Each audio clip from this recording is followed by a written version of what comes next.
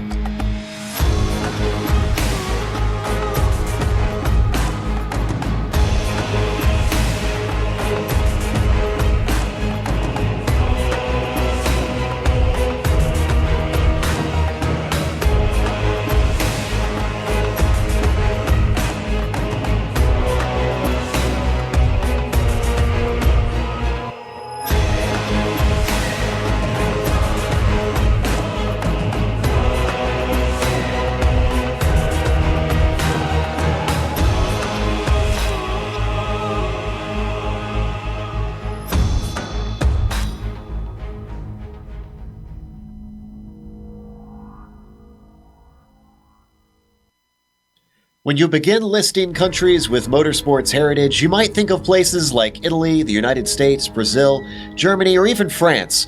But few can compare with the passion and fervor that pumps within the blood of British race fans. And the numerous circuits they lay claim to? At the heart lies the home to the British Grand Prix, Silverstone Circuit. Today, our GT3 drivers take on this mecca for English gearheads for a grueling 3 hours.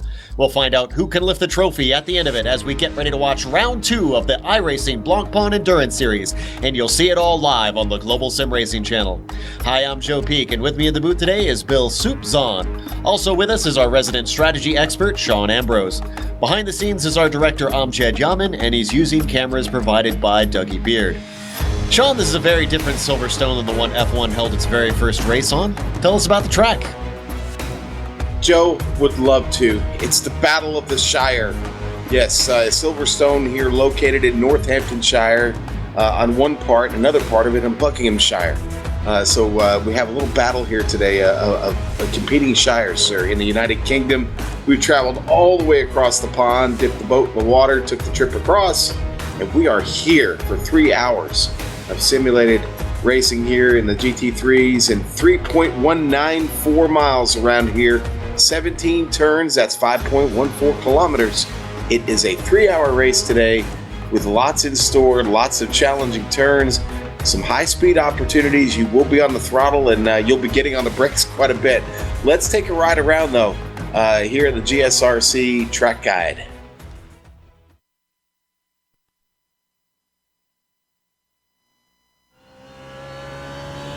Alright, Kevin Brown is behind the wheel of the GSRC BMW, so let's do a lap around Silverstone.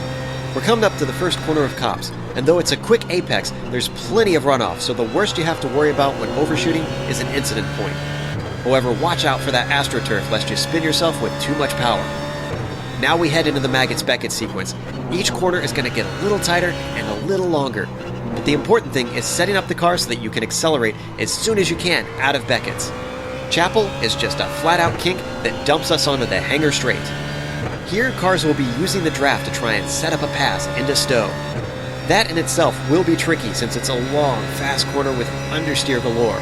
Elevation change is minimal around here, but this little rise makes it tough to spot both your apex and your exit. After that, it's a short sprint to the braking zone of 8, and we'll set the car up for club.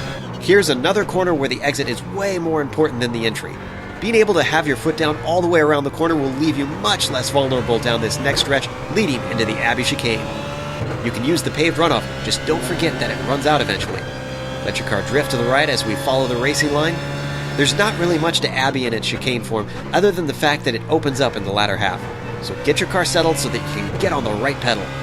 Now as we come around Bridge Corner, we'll have a little lift, but watch out for some ambitious passes here. Cars will be weaving right for the better line, but you can catch someone sleeping by making a late dive up the inside of Priory. This is one of the slowest parts of the course. Brooklands and Luffield are going to feel like you're crawling compared to the rest of the circuit. You don't get much time to accelerate, and you can easily lose precious seconds if you're stuck behind a slower car. Make sure and square off Luffield so that you don't have any awkward moments into Copse. But now that we round Woodcote, we've finished a lap around Silverstone.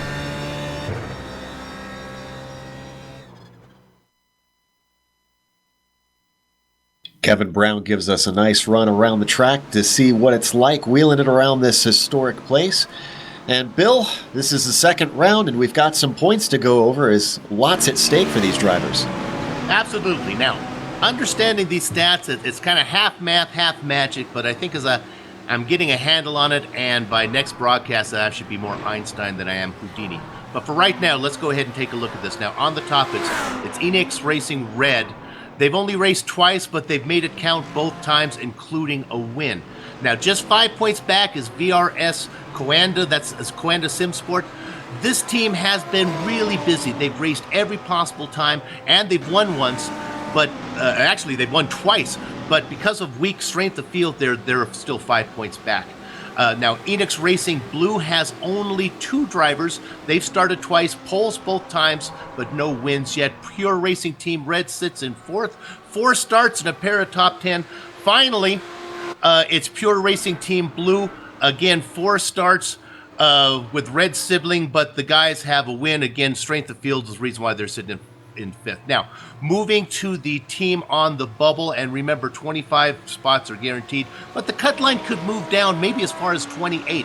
Kronos International is safe for now. Fusion is on the bubble, but again, that could drop. Gym Racing Black and Core Sim Racing BES are next. Now, tied for perhaps the magic spot is SimRC.de Crimson and Gecko Vortex Blue. Again, that cutoff line could go all the way down to 28th. Now, some of these teams might actually score better in lower splits than in the top one. Kind of a big fish in a small pond versus, well, the opposite. Anyway, as the weeks go on, things should start sorting themselves out after we add the results in of this race today, which is, the final race of the second week. So, Joe, I can't wait to see how things look like next time. And one thing to keep in mind about these is that there's a bit of debate on the forums about how many cars will be invited. However, we're going by the official iRacing word on this here on GSRC that up to the top 25 will be invited in the points. So we will be keeping an eye on them, and if we get updated by iRacing on that changing, we will definitely let you know. But until then, that is the official word that we last had. Now, let's go over the race details real quick. Sean, what are we looking at for these 3 hours? Well, for these 3 hours, we're looking at a great race of the GT3 class here on iRacing.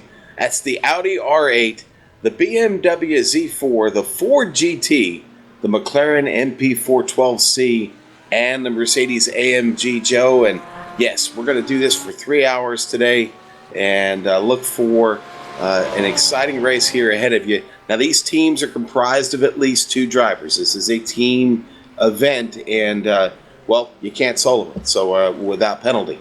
Incident limit, yes, there is. 25 X's today. Now, that means basically, for those of us joining for the first time today, that involves any incident where you get the tires off the racing circuit, contact with another car, a uncontrolled spin.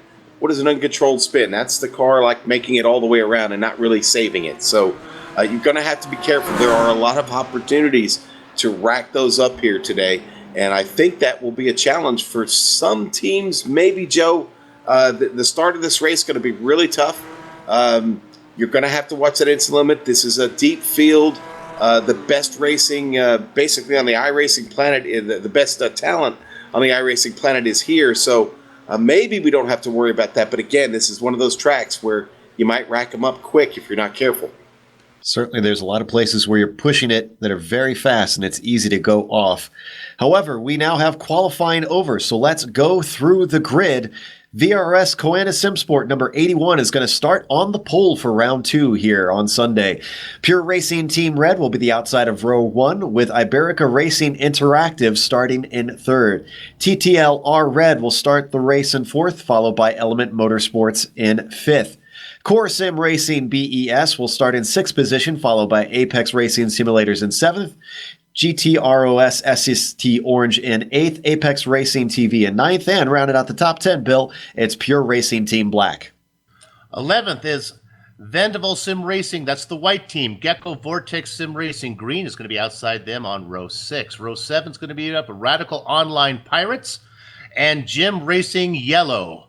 Row 8, iRacing Brazil, that's the GT3, and Jim Racing Black. The next row is Team GTNF and Champs GTAS Dent.ES. Orion Race Team number 3 makes up the 19th spot, and rounding out the top 20, BSR J Blanco Team Black. All right, let's go to 21st, and that's going to be Friction Racing number 101. In 22nd, Pure Racing Team Blue. 23rd today, Odox Motorsports Samsung. 24th, Fusion Racing GT. 25th, Scuderia Leone Black. 26th, Mad Cow Racing Buttercup Team is here today.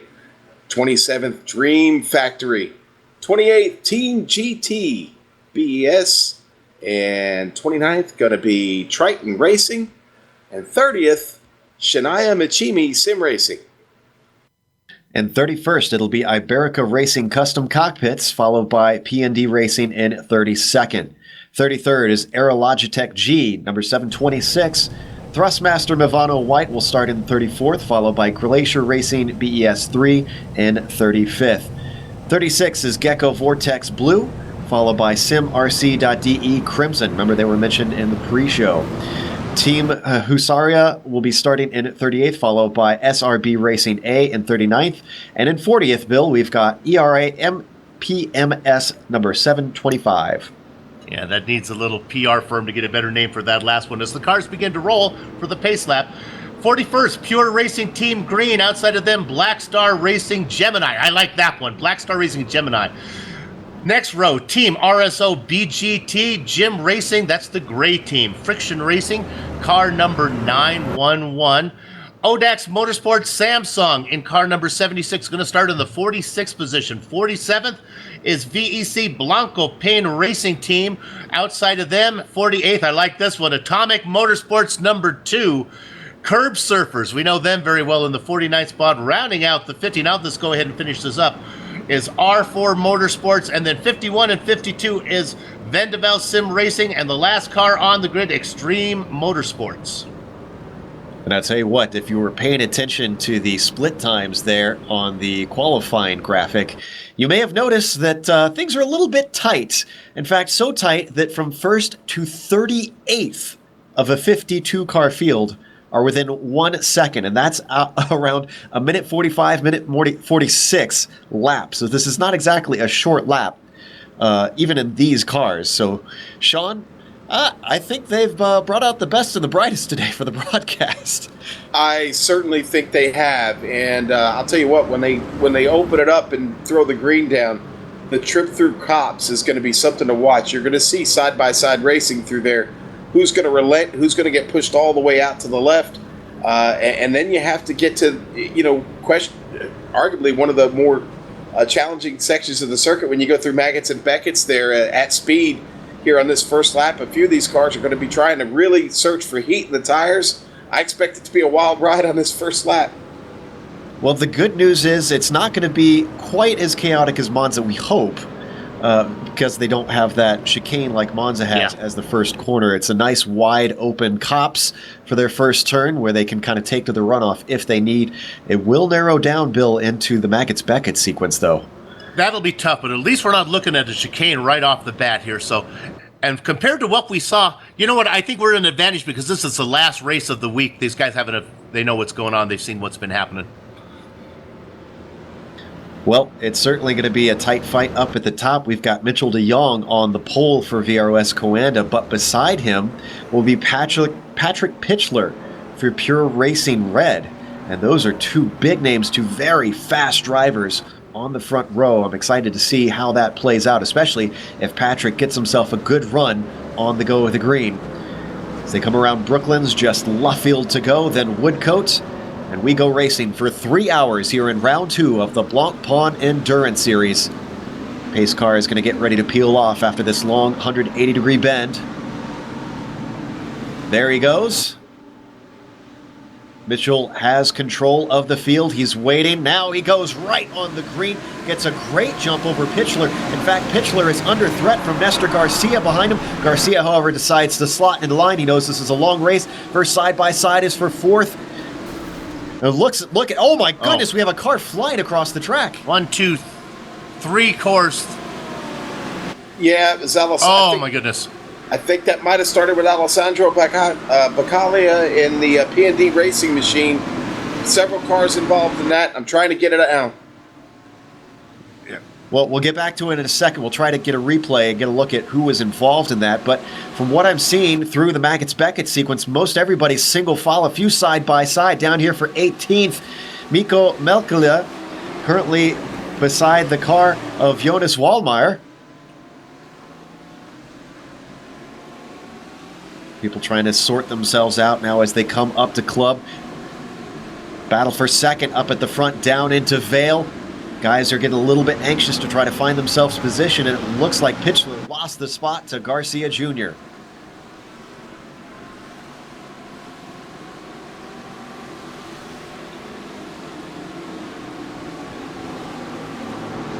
All right, let's see if we can get a chance to look at this replay of the accident at the start.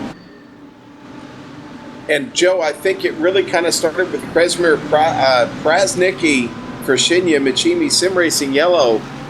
That car getting off the start here, just gets a little bit of the grass. It comes. Yeah, it looks like exactly what you said. That yellow Ford, though, took a huge tumble. I'm not sure which team that is. And another car going over on its lid.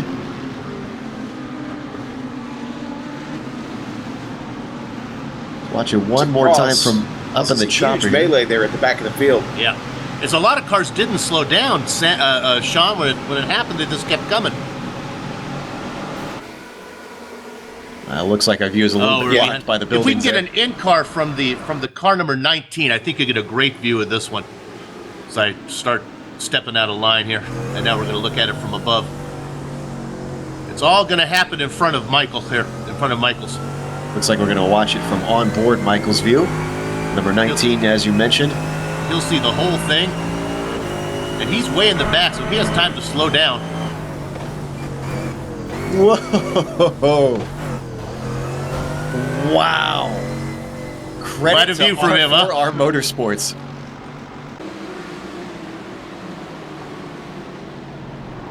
That is that was a bit of a slow run through what was a crazy mess, and that has certainly helped them. And Mad Cow guys. Michael Fabian goes for a tumble as well. Multiple cars on their lid. We're only on lap 2. Looks like he got a little bit of help here. Car behind was Win LaPera for SRB Racing A. Yeah, and then Para runs straight off and through the turn right after that contact. Let's watch from onboard Para's view. Does he get anybody else? Ooh, a little bit of contact. Gets tipped around. At that point, it looked like he had kind of lost control. Unfortunately, Mad Cow also got hit by another machine. I think it was... No, it wasn't Anthony Wiekelman. I think it was a Ford GT. It was Tom Ward of Friction Racing, who managed to continue on. You're right, it is a Ford.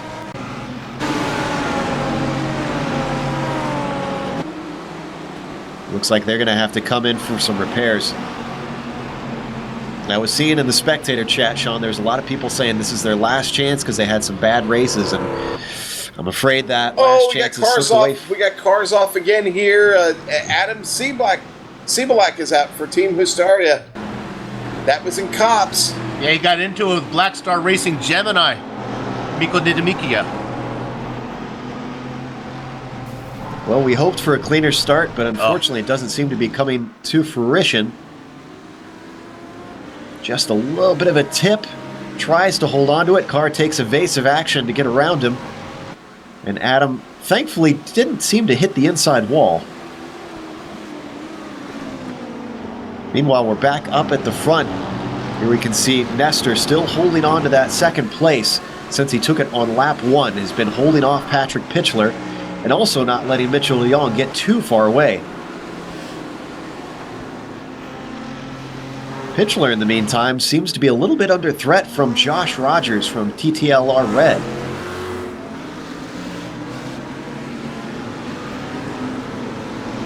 As they work their way around Luffield, all the cars trying to get themselves a good run, and boy, Pitchler using every inch of runoff that he's allowed. Hopefully he didn't go too far off and get a 1X. Those are going to rack up very quickly around this track. We ride on board with Rogers as they head through turn 1.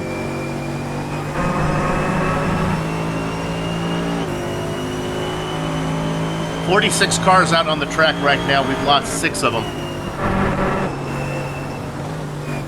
I'm really surprised, Joe, compared to what I thought we were going to have. They did so well. You know, I wonder if everybody's guard was up at Monza because of that chicane, and here everybody kind of felt a little bit safe for being aggressive, and it's been a few people. Well, honestly, that crash, Sean, happened even before they got to the start-finish line, so it wasn't a matter of twistiness. Yeah, the Jim Racing Black Machine of Mikko Molecule. Have fun with that one. That name. I'm sorry, guys. In 29th, he is dropping right now through the field. There is some rear-end damage on that car, but everybody behind him trying to get around right now seems to kind of be holding up the works here just a bit. Honestly, we could have taken a look down the inside into Vale, has to back out of it. We could have spent a half hour reviewing all the incidents. We tried to get most of them, but there was another 3 or 4 little fender benders going around. Sean, things finally settling down now, I think, though. Yeah, I think he's got the ship righted finally, and maybe got his groove back here a little bit. But it was really tough sledding there for several corners. Still, that checkup certainly mixed things up behind him. Right now, the train is Team GTBES, Orion Race Team number 3, Era MPMS number 725, and Glacier Racing BES 3. As well as more cars even still behind them. Certainly caused a bit of a close battle here in the mid-pack. In fact, looking at Marco Nessi in 30th, he might lose that top 30 spot if Romano Berenic has a wild dive down into Copse, but he's going to back out of it. Oh, but it looks like Marco goes wide on the exit.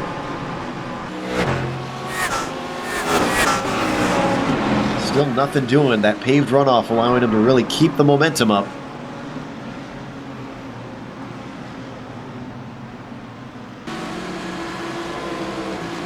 Now, you're looking there at 30th. If you drop back to 34th, that's the in-car camera we had of, it's Sam Michaels right now racing for R4R Motorsports. He's our hard charger so far, up 16th positions. He got most of those when he went around with the cars that were flipping. See, right now he's just ahead of Rico Zimisch. Started 50th up to 34th. Impressive stuff. If you can just avoid the chaos at the start, it seems to be paying off.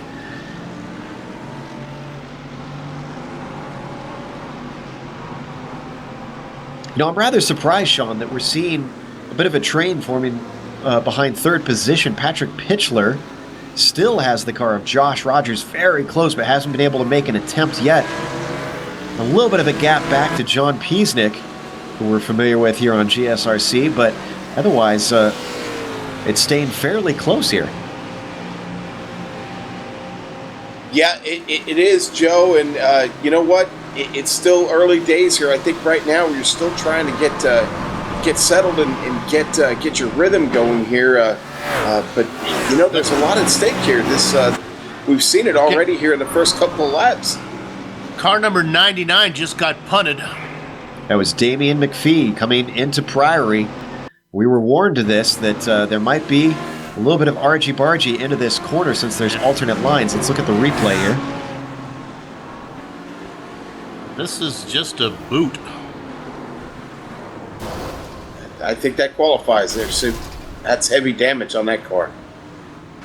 Yeah, in fact, they had to take a tow to the pits because it was bad enough that they could not drive it back. That was the car number 12 there that did a little bit of that's BSR. That's Blanco Team Black, driven by Ricardo Silva. Got a little aggressive. Now, we had been keeping an eye on third, but let's look at first, because Mitchell de Jong has Nestor Garcia Jr. right up the tailpipe of that Audi. There's less than half a second between first and second place right now as they come to complete lap 6. Yeah, Nestor's had a really strong drive to start the race here so far. That BMW seems to be really hooked up and just dead in the tracks of Mitchell de Jong's, which is not a bad place to be, I guess. I'm curious, Sean, is the toe, you think, enough of an effect that it's helping him along, or do you think this is raw pace that Garcia Jr. is really pressurizing him? Oh, I think there's definitely a little bit of toe, but pace also helps. And again, I really think the setup under that BMW really strong right now. There's a lot of speed in that car. It seems to be really handling well over the curbs, which is something the Audi doesn't do well. And I think that is what is allowing him to keep pace with that Audi right now. Also, the BMW suffers from poor fuel mileage, so I wonder if Garcia's not saying, I'll try to make up for that, maybe stay in this tow for as long as I can. There was talk that the BMW could make, or I should say the Audi could make 2 or 3 more laps than the BMW could. That's huge. Yeah, that'll be a significant strategy advantage. Speaking... Oh my goodness. Oh, Pitchler having a moment. That's Joshua Rogers, the Australian driver. Rogers is going to get the worst for wear there. They came together coming out of club, both sent spinning, and unfortunately another car actually had to take avoiding action and had it off into the wall. I believe it was John Piesnik. Another Australian driver.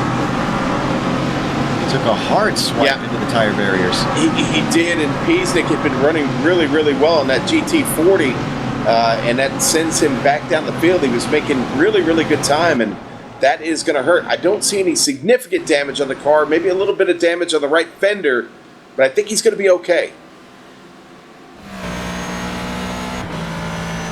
Let's watch on board Piesnik to get a different angle on this accident. There you can see the two ahead of him, starting to go side by side, make a little bit of contact. That's Rogers goes into the wall, and then Piesnik goes around Pilsner, and I think probably brushed it. What do you think, Sean? Did he get some of that? I think he did. I can see the damage, yeah. Yeah, he got just a piece of it, yep. Well, what this has done is not only separated the top 2 away from the field, but look at the pack this has caused right now. Jan Kiru for Corsim Racing BES leading the train. And he's starting to get a little bit of a distance. But these guys started in 6th. They're now in 3rd behind them. Denis Grabowski started 10th, now in 4th for Pure Racing Black.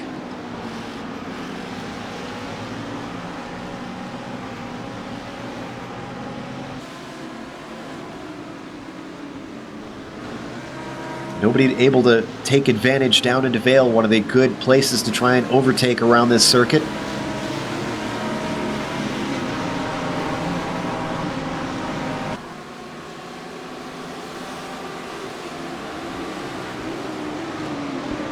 Joe, they've spread out all over the place now at this point. Everybody not finding a lot of side-by-side racing here. We've got a lot of cars that seem to have finally, like I said, found that rhythm, hit their groove, and are happy to race here for a few laps. We know right now, as far as the fuel goes, that under this green flag condition, they can make it, everybody will make it at least 60 minutes. Yeah, we're not going to see the same kind of fuel strategy that we saw at Monza. I think we're looking at everybody doing a 2-stop today. I don't think a 3-stop is going to be even considered. By the way, we want to give a big thank you to Nathan Shartner of Enex Racing, who's been helping us a lot behind the scenes, feeding us some information about strategy and what to expect from various makes of cars. It's been a huge help here in the broadcast, so big thank you to Nathan.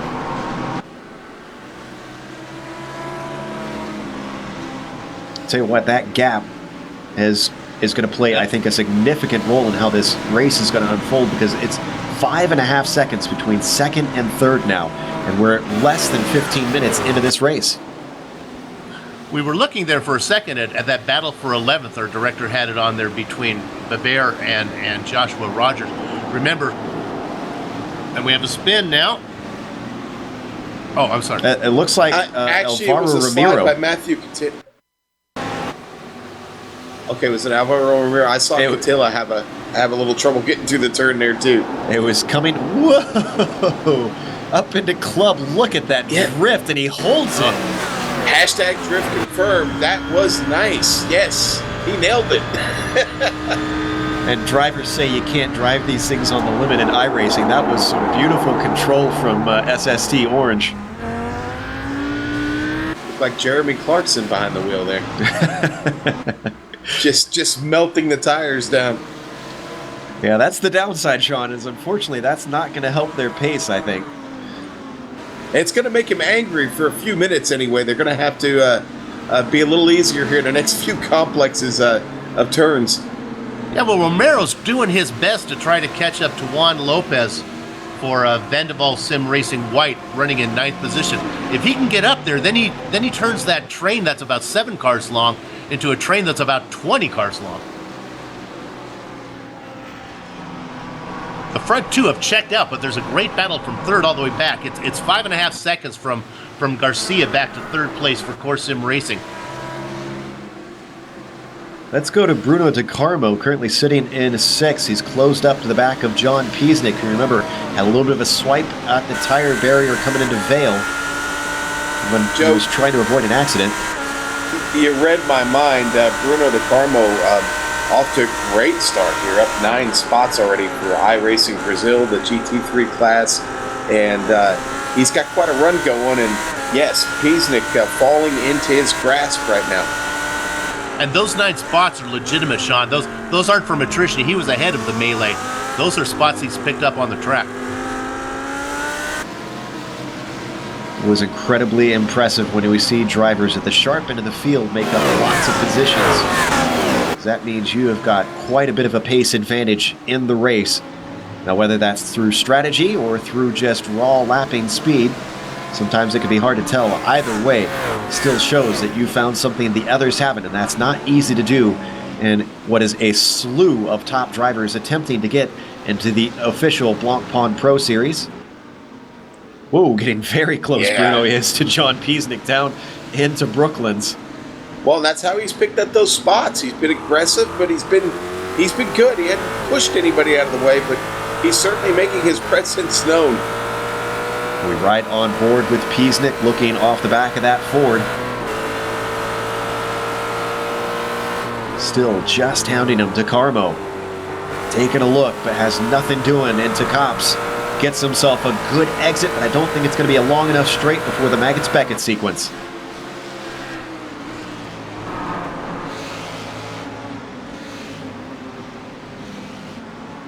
And unfortunately, with him unable to get by Piesnik, that's allowed Simon Povey to close up in that BMW.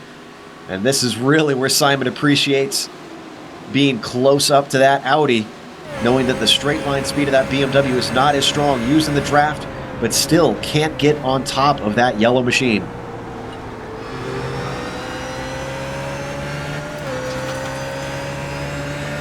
Oh, is Povey going to take a look down into Vale? He had a bit of a run, but he's too far back this time by.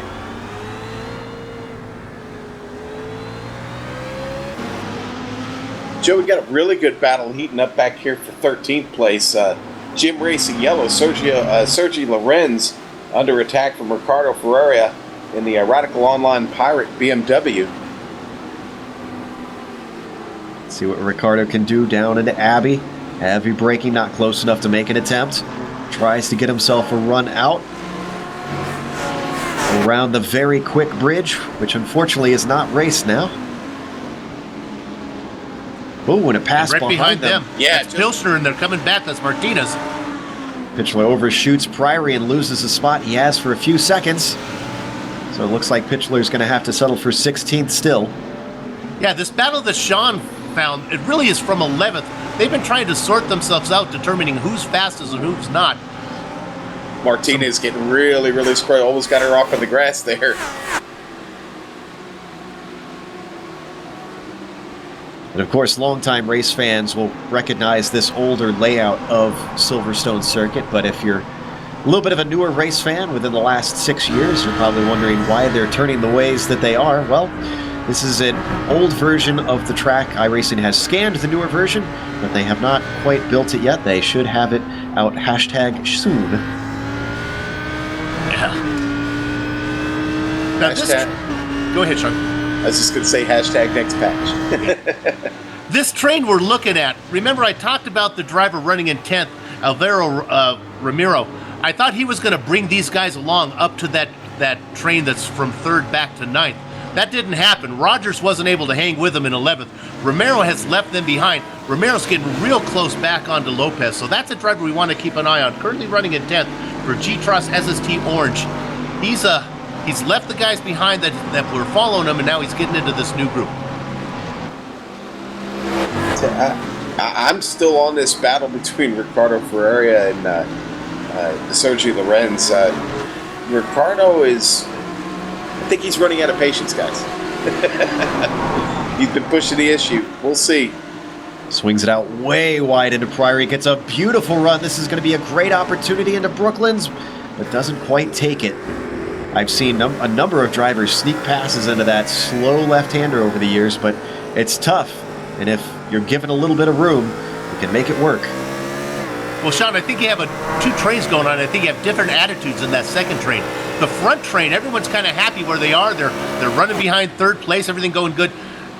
The train from 11th back that you've been watching, there are a bunch of guys saying, I shouldn't be here. I should be up with the other ones. I should be up ahead. And they're a lot more aggressive back here from 11th to 17th. Yeah, I think so, and I'm seeing a lot of that. And again, it's a battle that's been hard for me to take my focus off of right now. And you've got a guy in Patrick Pitchler who started up front and lost all those spots. And yeah, he's dealing with a car that's maybe not handling like it did when the race started, but he's digging. He's trying to get back up there to the front. A bit ago, we were watching Bruno De Carmo and him continuing to hold off Povey. However, one thing that I noticed is that Povey and the car behind Jensen are both, I guess you could say, teammates. Now, they're racing for different teams in this race, but they're both part of Apex Racing. So we look at this battle now, you see there with Povey. Look at that blue Ford up in front. That's Piesnik. He's beginning to lose touch with the driver in 4th, Grabowski. Running for Pure Racing Black. As you said, that gap about 1.5 seconds right now between Grabowski and Piesnik. Remember, Piesnik had that car glancing the right side of the car glancing off the wall there to avoid the incident in front of him. So, if it's hurting him, it doesn't seem to be hurting him too badly. Go ahead, Sean. I was going to say we just had a good change for position back here in 20th. Andro Rodriguez for Odox Motorsports Samsung takes that spot away from Ricardo Silva and BSR Jay Blanco. Meanwhile, got a side-by-side on screen. Pepo de la Heras in a bit of a sandwich. Zachary Hanlon behind. Raul Diago just overtook him for the position. Yeah, that battle was unfolding just right behind the two I was watching. Diago trying to hold on through cops. Nice move through Luffield, managing to get that done. I don't think this is over yet. If anybody gets a good run out of Chapel, we could see Peppo or Zachary make another go. Hanlon from the ERA team, obviously familiar here on the Global Sim Racing channel, racing in the IDA series. Yeah, we have 3 drivers out here from the IDA series. That's Piesnik and Hanlon and also Joshua Rogers. It's a good time slot for the Australian guys, I think. Well, actually, no, it's probably pretty early for them. Yeah. I think it's, yeah, I'm going to apologize on that. It's a rotten time slot for them. Those guys are dedicated, that's for sure, but these 3 seem to be about dead even, so let's jump up to the front. We're still Nestor Garcia within half a second of Mitchell de Jong, and I'm starting to think this pays credence to your theory there, Bill, that he's just kind of sitting and waiting and say, all right, you're my ticket to a better strategy call here. Well, even if he were to get around him, where's he going? De Jong won last time we covered this in our first GSRC broadcast. I don't think he's going to run away from him. So let's just stay here. And then when traffic comes into play, let De Jong do all the work. Go ahead, Sean. I picked up a battle back here, 27th place. Anthony Winkleman, Era Motorsports, and Romano Baranek, Orion Race Team. Almost contact there. That BMW pushing really hard. Almost got into the back of the Audi. Well, there might have been some contact there, actually. Winkleman, another IDA driver from Australia. And Romano really had his momentum hurt on that exit. You can see the gap that's caused. Meanwhile, Winkleman using every inch of track to kind of try to carry the momentum. Joel Guez, though, not within reach by the time they have to slow the Maggots-Beckett sequence.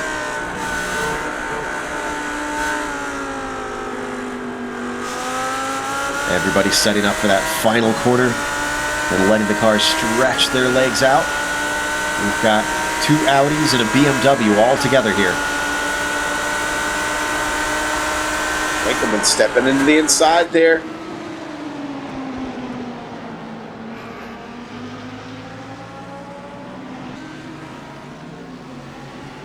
Still no change for position. That BMW seems to be so much stronger on corner entry.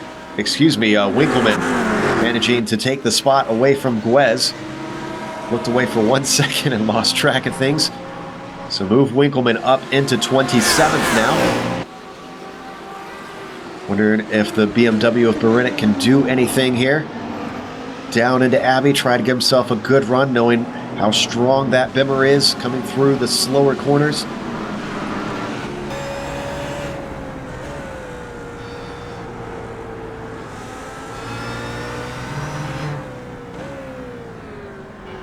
Still, all 3 staying in line now through this slow final technical section, through Brooklands, then through Luffield. Everybody trying to square off these hairpins to try and get a good run off of there. Nobody really finding an advantage. Romano trying, though, still holding on to the back of Joel. Yeah, and that's kind of what I've seen repeatedly lap after lap out of the BMW. They get to that and look at this. To Woodcott right there, and they just don't have the momentum. But Baranek trying now. That has got to be frustrating for Orion Race Team number 3. Gets the run out of Copse, but unfortunately, you got to be very brave to try and take it side by side down into Maggots-Beckett's. Oh, here we go. This is going to be his best opportunity yet. Heading up Hanger Straight. Gets a great run. He's going to have the toe.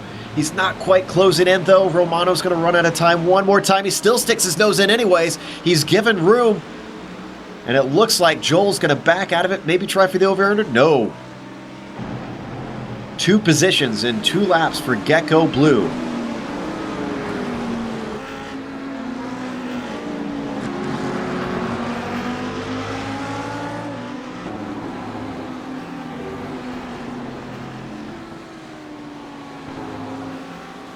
We are now a half hour into this 3-hour race. Let's give you a quick rundown of how things look at the top of the field. Mitchell de Jong currently leading, has been since the drop of the green. However, Nestor Garcia started 3rd, has moved up into 2nd, and has been holding that position. Jan Kiru currently sitting in 3rd, trying to hold off the car of Denis Grabowski behind them in 4th, not far behind. Bit of a gap then. Back to John Piesnik, slipped down to 5th after he ran into trouble, narrowly escaped disaster, but still not looking bright for this Ford. Bruno De Carmo behind them, sitting in 6th, just holding off Simon Povey in 7th, has brought themselves a little bit of a buffer, but his teammate Marcus Jensen for Apex Racing TV sitting close behind in 8th. They're running line astern. Juan Lopez is in 9th, and then rounding out the top 10 is Alvaro Ramiro for G-Tross SST Orange. Keep an eye on Ramiro. Remember, I've been watching him. He left that group behind, and now he has caught that lead pack, well, the top 10. And he did it all by himself. He just did it by muscling that car around.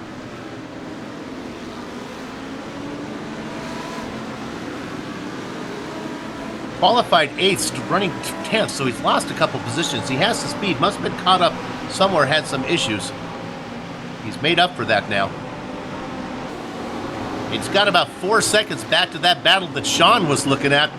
Back there about 11th. That starts with the Kenny Rogers, the gambler, running in 11th. Ahead of Beber and Lorenz. That battle's still going on back there, Sean. Yeah, it is. And right now, I think everyone has backed off just a bit. I think that pace might have been a little too torrid for everyone's liking there for a few minutes, and they seem to have just backed off here a bit. Everybody just kind of following and taking it easy. I haven't seen anybody get out of shape or even come close to losing here at this point, but I will tell you this. What I have seen is every now and then Josh Rogers, I'll see him blink every now and then. I hope that car is not having connection issues today, because they are having a solid run to start this race in that Mercedes. Just noticed that myself. Unfortunately, though, I think for the gambler, he's seen his chips fall a little bit since he did start the race in 4th and is now sitting in 11th because of that incident he had earlier on heading into Vale. That was with Pitchler. Didn't come off as bad as Pitchler did since he's still behind and playing catch-up to Rogers, but even still, being outside the top 10, knowing when you could have been looking at a top 5, is not going to be encouraging to Rogers. 10 cars have retired from 42nd back. So we have 41 cars out on the grid of the 52 that started. Ooh, we've had a significant development up at the front. Mitchell de Jong, remember it was within half a second for these first nearly 15 laps.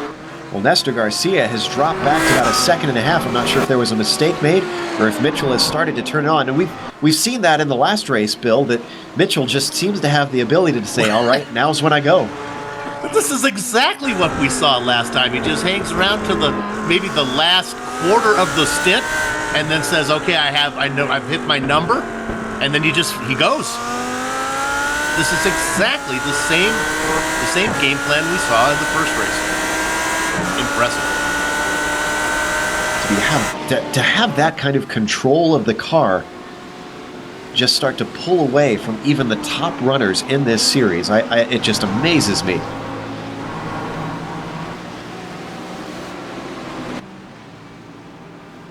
We saw on screen a bit ago the graphic saying last lap was 146.5 for Mitchell, and for Nestor 147 flat.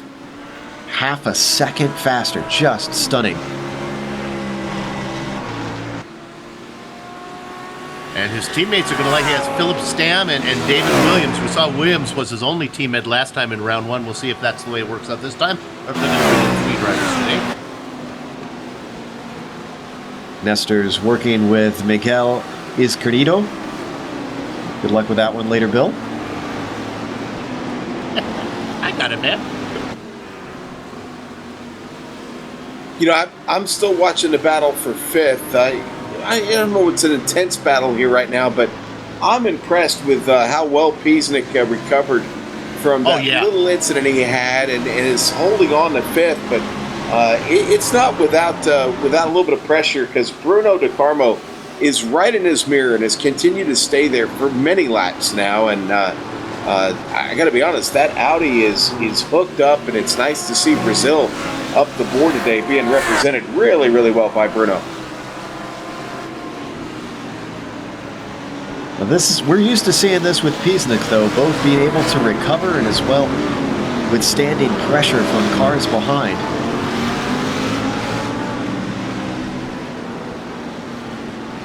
You can see he's still running that nice blue Ford that we're used to seeing him in the IDA series.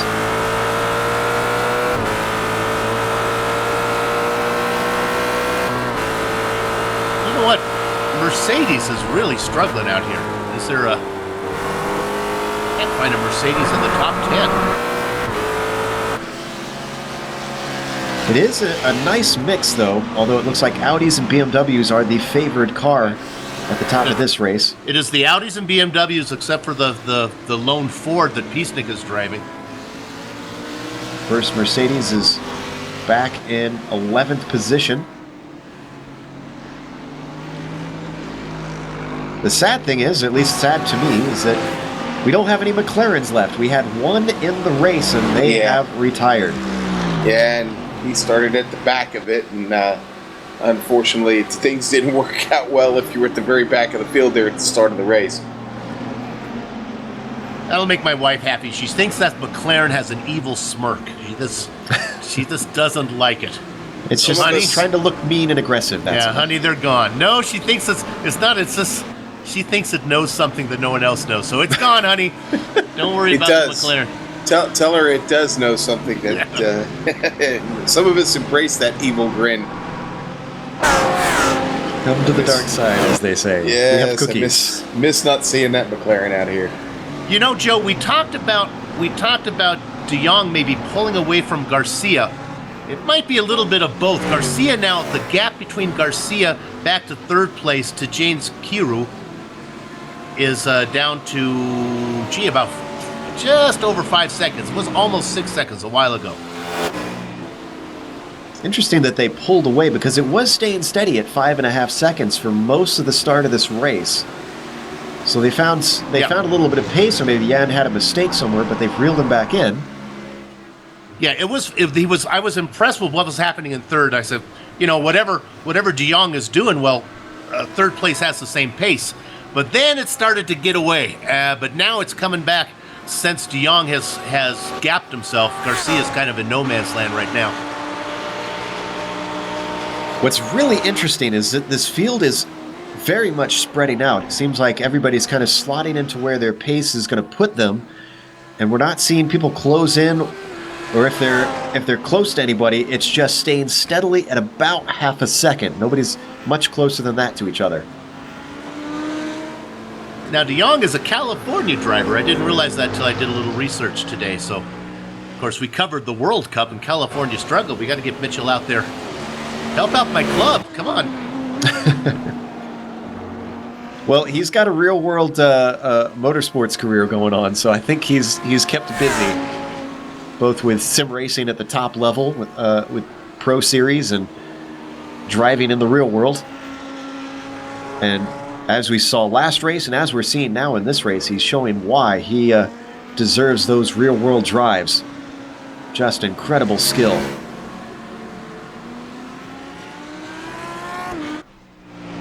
Sounds like we might have had a problem for the 723. That was Alessandro Baccalega.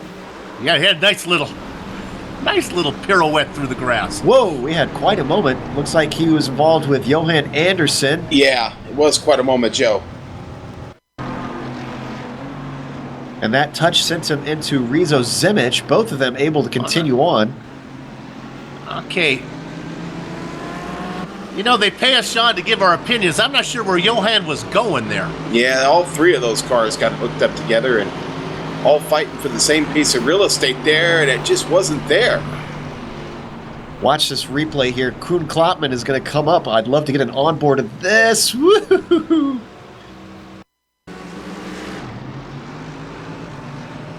Let's see from onboard Koen. He's already got a little bit of damage on that BMW. And then here comes the car sliding up the inside. Couldn't quite see it from that angle, but he just had inches to spare. Excuse me, in a Merc instead of a BMW.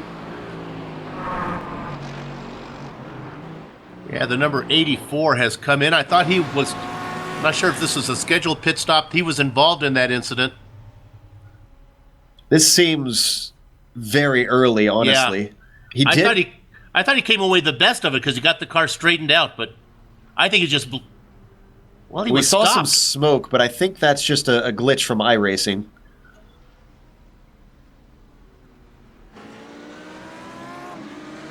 But he did make contact in that incident, so I wouldn't be surprised. Sometimes you can hit the tires just right and damage your suspension. I'm guessing that's what happened.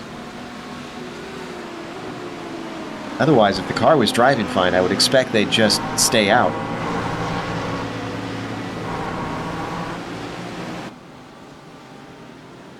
Let's jump back to Marcus Jensen. I'm not sure that we actually have a battle going on here between the Apex teammates. They might be just riding in line, but he's been staying within 3/10 here. This is up for 6th and 7th, or excuse me, 7th and 8th between Jensen and Povey.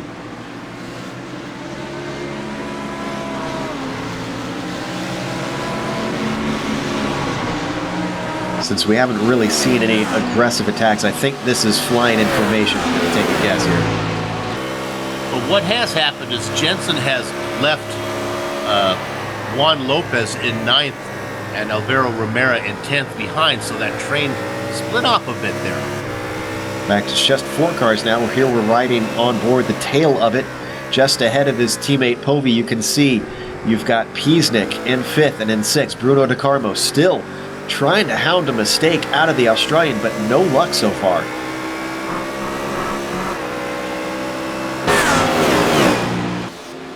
Guys, I want to go back to 20th place right now and what Andrew Rodriguez is doing here in the Odox Motorsport Samsung machine. He is slowly catching the field down. He was back with the pack behind him that he's now put 5 seconds back down the road from him, and now caught this next pack of cars. He's sitting in 20th. He's got 19th and 18th right up in front of him, and it's just a matter of time before he catches him. He's really ripped off some great laps and reeled those guys in, and then back into the hunt here to start working his way up through the top 20. That Audi has got really good speed right now, guys. Yeah, Sean, it's something I've been watching too. It's so hard. You're in that pack, you work your way up to the top of it, and then every once in a while you'll see a driver leave the pack and try to run down the next one, and that's what Rodriguez did. It's impressive to watch that racecraft when they do that. Just ahead of him is Marcin Skrizak, and actually, Bill, I want to let you say this name just in front of him, just to give you the honor. Emmanuel Petri? No, I meant Peter Smith. Oh. I was trying to give you an easy one. Oh, sorry. Figured I'd let you have a name that you... Oh, I went the wrong direction on you. Peter Smith running in 19th position. Oh, a gift that I blew there. Sorry, Joe. You're fine. Racing for Fusion Racing running in 19th position in that yellow BMW. In fact, it seems like he's still closing, even in the 1 lap we've been following, Andrew. I wouldn't be surprised if in the next 2 or 3 laps he's close enough to start making some attempts or taking some looks. Question is, does he want to yet? Well, I'll tell you, he's been on the track by himself here for every bit of about 8 laps, and I'm sure he'd like to start doing some racing here. Finally, he's worked awful hard to get up there, and there's just another pack of cars up in front of these two. So. Oh, and something's happened to Jensen.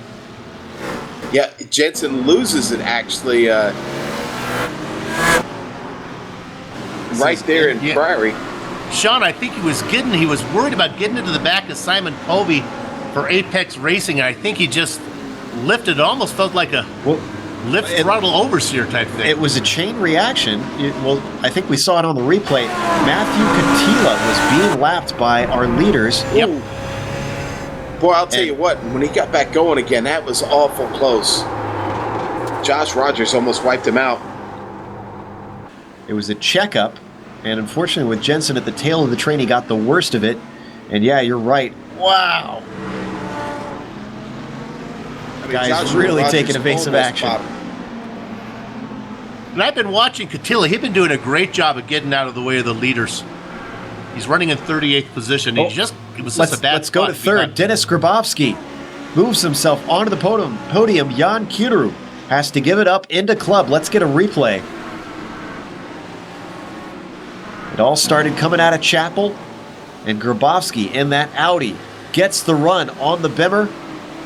And it was nothing doing for Jan to be able to defend into that fast corner.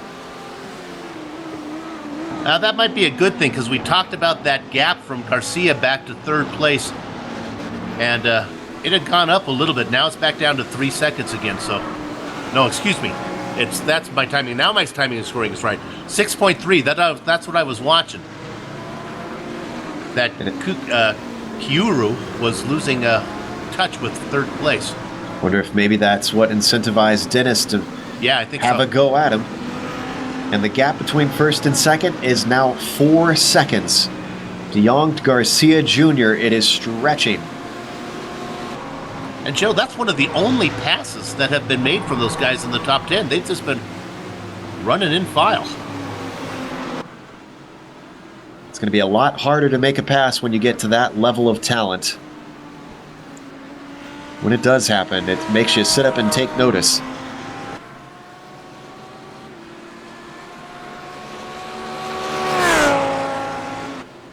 Now, what's going on with Andrew, since we haven't looked at him in a while? Remember, he caught up to the back of Peter Smith, but unfortunately it looks like he's hit a bit of a roadblock. He is on the back of these guys, but can't do anything. They're going to get a little bit of help. Matthew Catila, who continues to be lapped, is now in front of him. I think he's going to be able to get out of the way. They're on Hanger straight. Is he going to lift here for him? He's letting one by, but he's not. Now he's lifting. There we go. Nicely done by Matthew.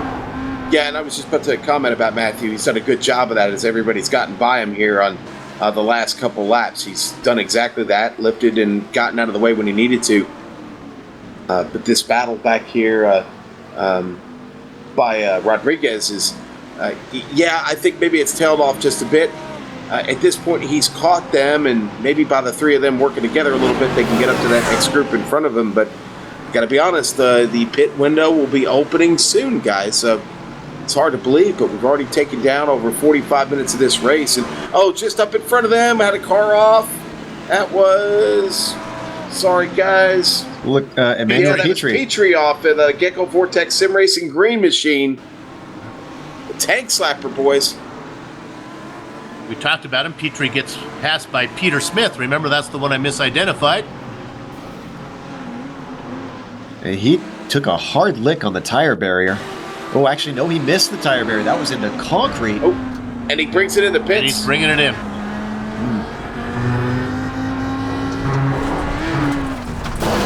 Unfortunately, more spots for the guys behind him. Yeah, and Rodriguez had to navigate through that and get around him there as he decided to peel off into the pit. Patrick Pitchler is in as well after having some issues early on, but for Emmanuel Petrie, it seems like the food has slipped off the dish a little bit. Okay. I don't know if it would be food. It would be like, well, like I had to bacteria, get a dish line in there somewhere. But Gecko Vortex Racing Green, this is convenient for them, though. It is right close to being on the border of what would be a regular strategy. So maybe they can make this work if they can get this repaired and get out in time. And just a reminder that the real-world Blancpain rules do apply here, that they cannot change fuel, or excuse me, take fuel and change tires at the same time. They have to take fuel first, and then if they want tires, they can take them afterwards. Same pit stop, just not simultaneously. Exactly. Let's go ahead, drop down to 28th position. I want to give a love to little Johan Anderson right now, racing for Atomic Motorsports. I talked about how much I like the name of that team. Reason I want to give him attention, he is up 20 spots. He is our hard charger. Qualified 48th, now running in 28th, just ahead of Stephen John in for Team RSO BGT. And then running in 30th there is Cone Copeland for Scuderia Leon Black. Nice little three-car battle for 28th. I understand the number 191 has come in for his stop. That's Marcin Skripczak.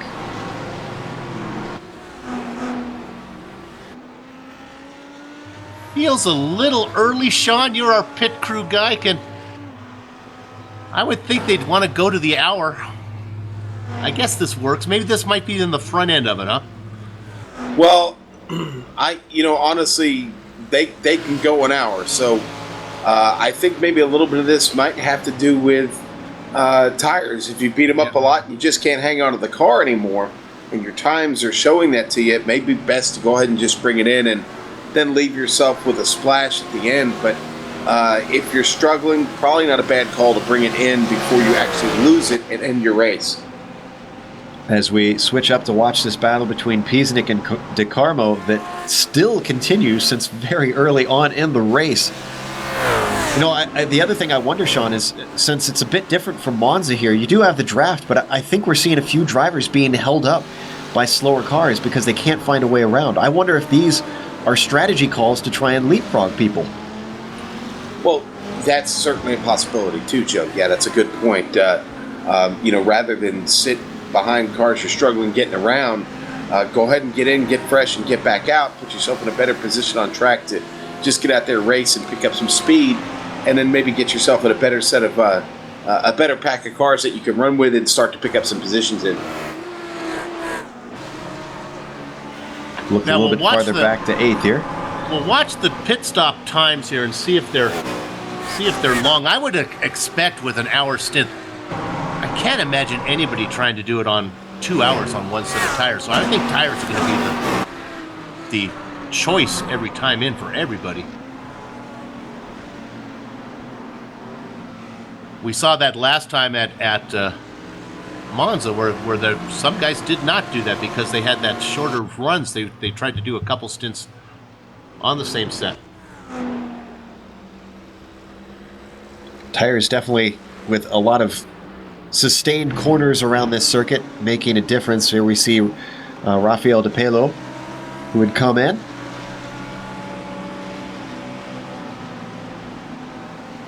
But from the information we've been given, double stinting tires should be a little bit more possible at this track. Huh. At least that's what we've been told. Well, when you're looking at 27 seconds, to do your tires, to do all four, I can see how it would be tempting to try. Now, guys, the demise of the McLaren has been extremely over-exaggerated. Oh, a little Mark Twain quote there. Yes, the curb surfers are still out there running, guys. Now, they're back at 47th place, but Vladimir Ostrowski is, he's still wheeling it, and that dragon's still breathing some fire, baby. Sorry, honey. Yeah, tell her to close her eyes here while we got it on screen. Now, what's interesting about these guys is they started in 49th position. We're used to them qualifying up towards the front, especially like we saw at Monza.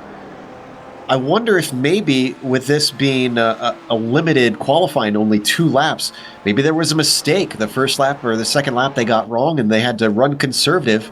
And as we saw with it being so close, a conservative lap can set you way back in the field.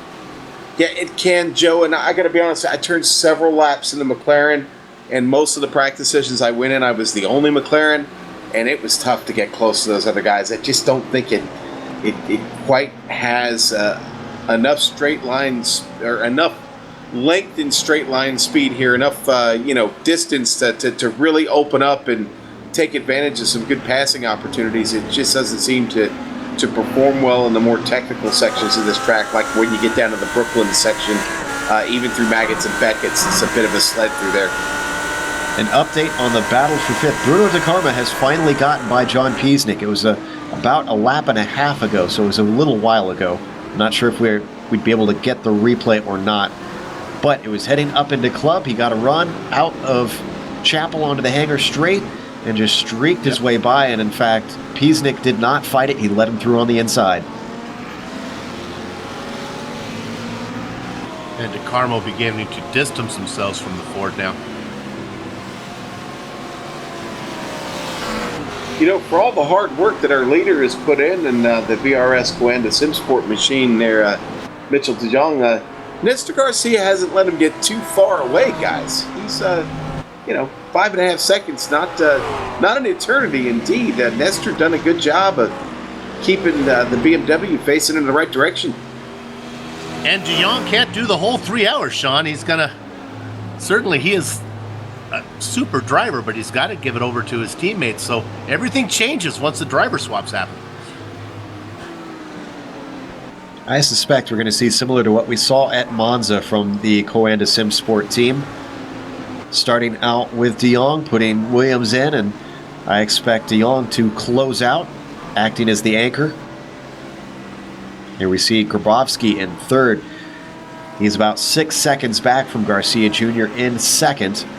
And interestingly, he has started to gap Jan Kiru, who is a 1.5 seconds back.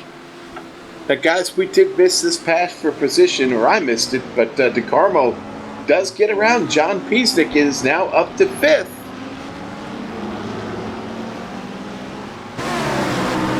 Talked about that just a moment ago, and Piesnik's not letting them go, though.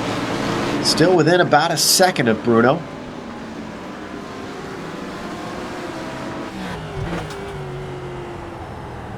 If I did miss that, I'm sorry. I'm trying to pick up so many. There's trying a lot, to pick up there's so a lot many going on in these.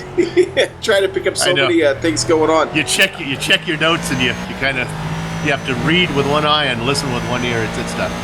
Oh, and the McLaren, the curb surfers McLaren, having trouble getting into the pit, guys.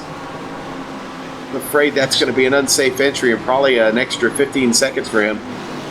That was bizarre. They decided to go off on a shorter version of the circuit through Luffield.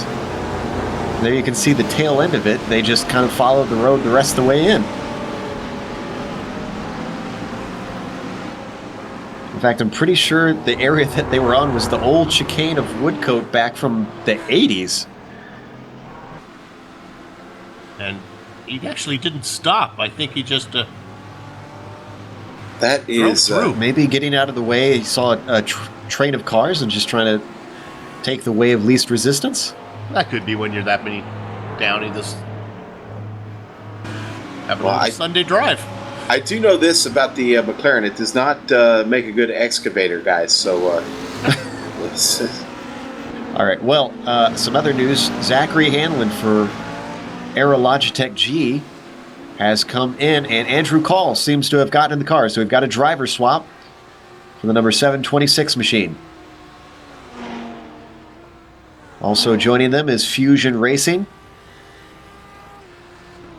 Yep, I think, Sean, the pit's going to be a popular place here in the next couple minutes. I think so. I think a lot of this guy is going right to the top of the hour. Going to go ahead and get it in.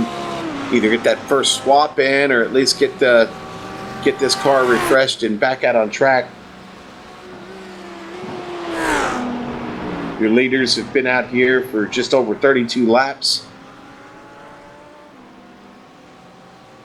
32 is the number. 32 laps, 32 cars on the lead lap right now, but that'll pick up a bit as we have, about 6 or 7 cars that have made that first stop already. And from what we understand, if you fuel save, if you decide to, I'm not sure why most would be trying that. We understand that 38 to 40 is about the max that you can take these things. Yeah, it's not enough to get you into a one-stop window. That's just not going to happen. It's you can certainly try. You better be ready for the ride in the tow truck on the way back to the pits, though. Here we see Marcus Jensen for Apex Racing coming in their BMW.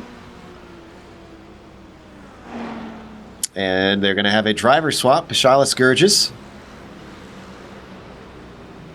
I believe the top team right now, I'll just give you this, Maximilian Benecke running for Pure Racing Team Red of all the cars that have pitted, but that's going to change as guys start to come in. So I'll keep an eye on that, see which cars get out first. Well, naturally, as we know, the BMW not quite as good on fuel.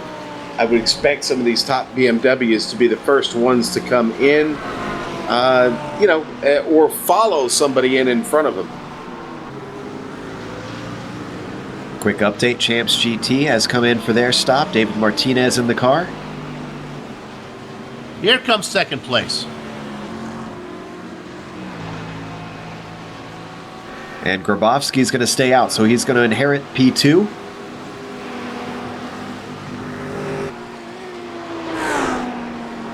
Now, the interesting thing to see, Sean, even though nobody can make that one stopper, I think this is where we might see cars attempting to do a tire change only once. As if they have a very short middle stint and they go those 40 laps, could maybe save them time in the pit stops having a short middle stint on old tires. Short middle stint on old tires, not a bad idea. That certainly has been, that theory has been thrown around. I believe it's a legitimate strategy, and we need to keep an eye on that here through this round of pit stops here. All right, Dream Factory and Raul Diago gets out of the car. Jordi Clara gets in. This guy's slipping down the order outside of the top 20. They're going to cycle back through. Meanwhile, looking at Simon Povey, under threat from Juan Lopez. That Vendaval White team putting the pressure on. Audi versus BMW.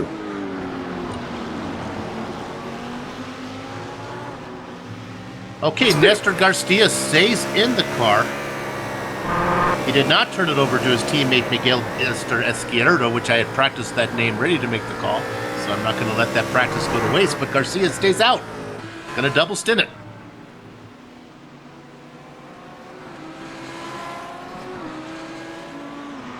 There we see that BMW coming out in 24th after their pit stop. And he is it makes sense, he is the leading car of all Juan the cars that pitted so in. far. Yes, Juan Vendaval. Lopez coming in, guys. Vendaval is in, and Element Motorsports is in. John Piesnik. Like clockwork, right at the top of the hour there, guys. Now, what's interesting is I don't see anybody signed up for Element Motorsports currently. So right now, Piesnik is their only driver in there. However, someone could sign in and be their second driver. Sean, everybody's pit stop is around a minute, so everybody's taking tires. The fastest one was Pure Racing. They had 56-second time. Florian Voith gets in for Pure Racing Black. I haven't seen anybody gamble on the same set so far. And Sean, these pit stops are so long. It's literally a minute and a half from cone to cone to make a pit stop here. Yeah, it is. To do a full load of fuel and a full set of tires. Yeah, you don't want to do anything to even make that slower. You don't want to penalty in, and you certainly don't want to make a mistake getting into your box. It's an eternity spent there in the pit lane. Now, here's an interesting question for you, Sean. Do you think anybody could gamble on taking two tires? Do you think they could take maybe a NASCAR sort of strategy, take fronts or backs? You could gamble on that, but that's going to come all down to how you tested the car and got ready for this race. Only the preparation would reveal how one driver was doing better on a front or a rear set of tires than the other. So that's really that is an X factor. Certainly, it's a chance you can take if a driver is comfortable with that. And like I said, if you've tested that and feel good about it, yeah, it's a good gamble to take. Sure. All right, Jan Kiru comes in from second place. Actually, I believe it was third they were in.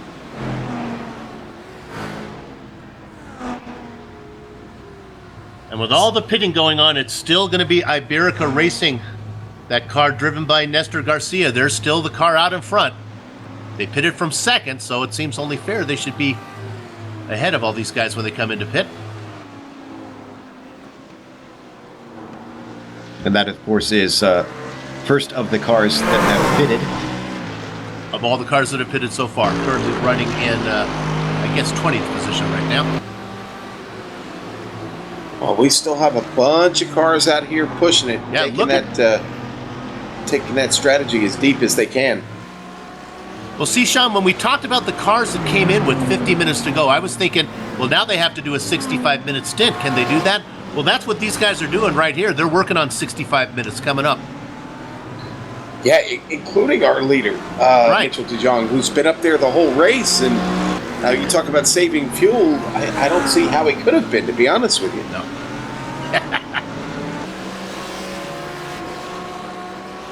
All right, Fast and light-footed at the same time. How is that possible?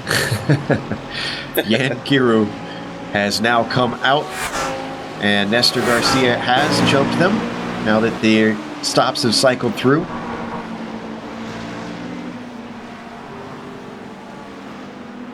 And that is, who is that there? That's Florian Voith, actually, that they are just behind. This is for position, and actually, yes, Florian has pitted.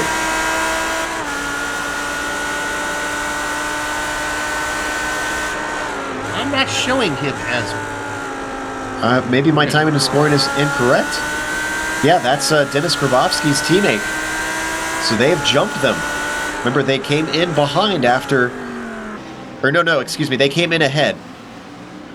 They have passed them on track, and then they have stayed ahead in the pits, but it is very, very close between them.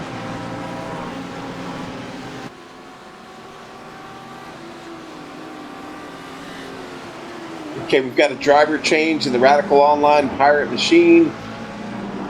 Hugo Barbosa is in the car for Ricardo Ferreira. And we've also got that Odox Motorsports machine has also got a driver swap there. Ian Ford's gotten in for, Xavi Estella has gotten in for Andrew Rodriguez, guys. Is that Audi getting its service? Same thing with the Gecko Blue team.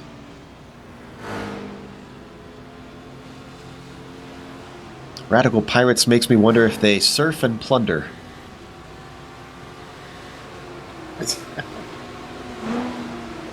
The 22 seems to have not quite hit their pit stall in the best of fashion, but I guess they're getting their service. Oh, no, and they've exited out. Oh,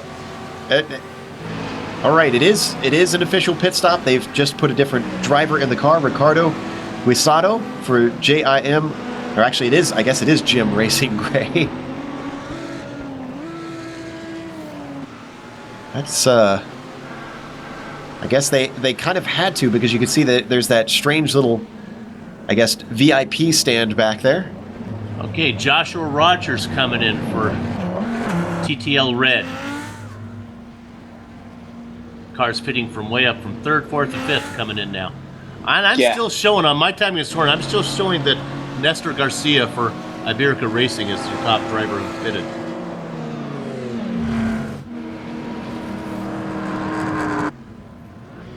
Well, this will definitely start to shake things up a bit because, yes, it does appear all the leaders have finally decided to come in. Everybody except Mitchell de Jong and Bruno de Carmo.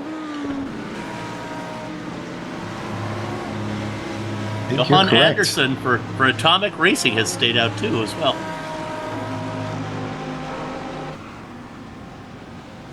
Now Atomic comes in. All right. So it looks like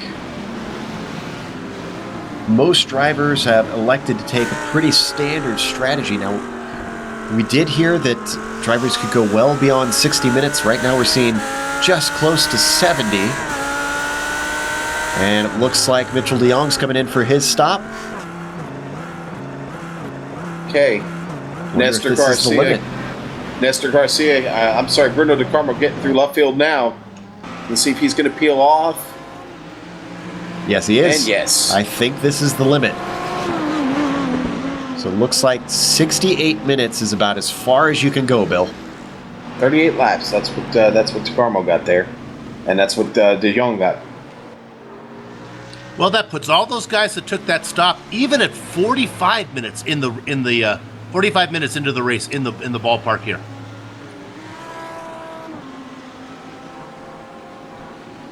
Garcia just working his way around the final corner. No, he's got to win. No, that's what's coming through club. Yeah. Yeah, he on his way to Abbey now. Yeah, that's right. It's the wrong final corner. Final corner now. Yeah. Looking forward to the day that we can get that track. Certainly looks like it's a lot of fun to drive. Can't say I'm a fan of this final section that Nestor's going through, the more technical Priory, Brooklands, Luffield sequence. Yeah, I'll be happy to see this go as well. Well, let me be a champion. He's not moving. For this layout. That VRS is not going yet. He's got to get rolling here pretty soon. This is going to be very tight. Remember, he was on older tires longer than Nestor was. Oh, look at that. They have closed the gap by at least half. It is now 2.5 seconds between Iberica and VRS Coanda. But no driver change between the two. So we talked about this is not what VRS did last time. Joe mentioned it. De Jong did the early stint, went out, had lunch, he came back and ran the anchor. Looks like he's going to run the first 2 hours and have to turn it over to, I guess, to Williams. And this is where we need to mention, Bill, that drivers here in iRacing, even at the top level, deal with something that real-world drivers don't necessarily have to deal with, and that's that they might have other obligations. You know, there might be something limiting in Mitchell's real life that he can't do the final stint, and that's why they put him in the middle one.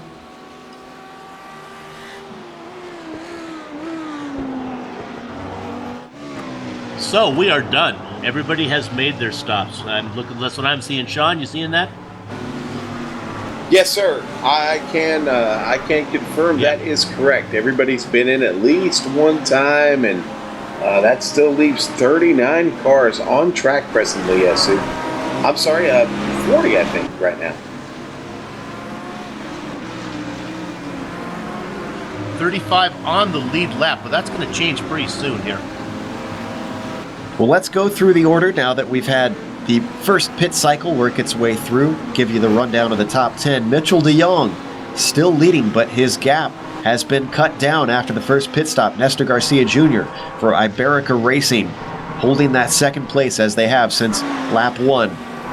Maximilian Benecki has gotten in the car for Pure Racing Red, and they are currently holding third. In fact, they are dropping the car of Florian Voith in Pure Racing Black, who sit in fourth, just ahead of Jan Kiru in fifth for Core Sim Racing BES.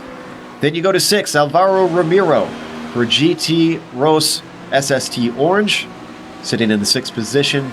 John Piesnik behind them for Element Motorsports. Juan Lopez keeping him in check, just a little bit over a second between them in Vendabal Sim Racing White. Then in ninth, Bruno De Carmo. Seems like he's dropped back from Piesnik, even though he was able to make the pass a little bit earlier, so that has switched around in the pit stop for iRacing Brazil.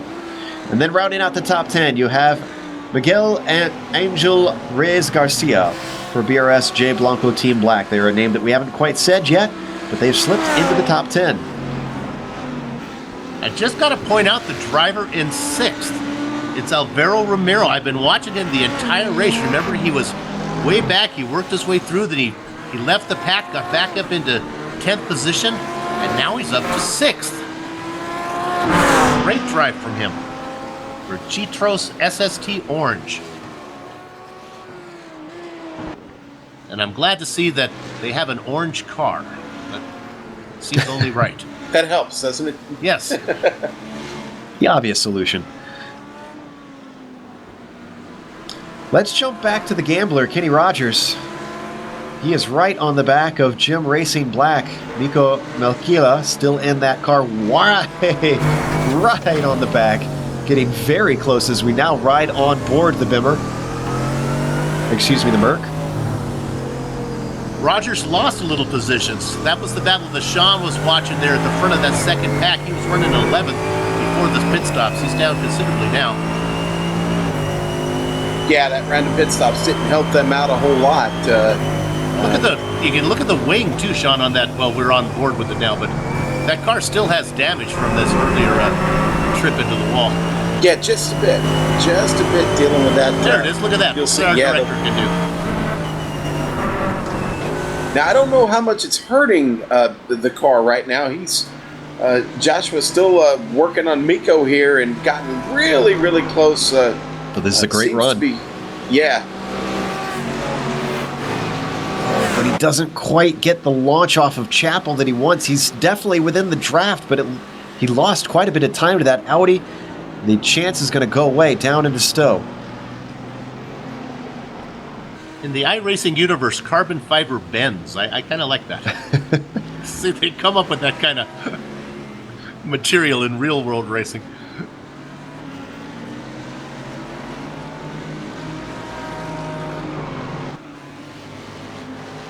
Just ahead of them, 11th. Oh, definitely got a battle going on. David Martinez holding off Miguel. Reyes Garcia seeing what he can do, but no opportunity into Priory, and he's got to be careful because if the attempt goes wrong, Peter Smith and Fusion Racing is right behind him, ready to pick up the pieces. Yeah, that's who I was going to mention. Is Peter Smith right there? Doesn't look to be lacking of any skill right now. He is just kind of being calculated all about it. And those guys make a mistake. Fusion Racing going to jump on it there.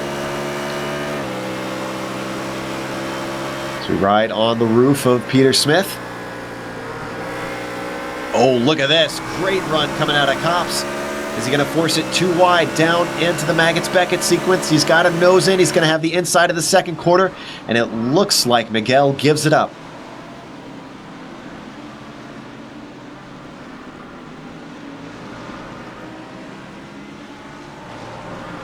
Audi electing not to force the issue. Go ahead. I said it looks like Peter Smith not going to waste any time getting busy to start working on David Martinez now as he finally pulls off that pass. Let's go back to Rogers. He's right on top of the car of Melchila. Looks to the inside, down into Stowe. Just can't quite get it done, though. Got to lift just a bit there. He had the inside, but he wasn't far enough that he could outbrake him. But Miko feeling the pressure now. Whoa, bit of a wobble there from the Gambler coming around Club, and I think that's going to lose him time. Just started to lose traction on the rears, or in that very extended corner, and it bit him.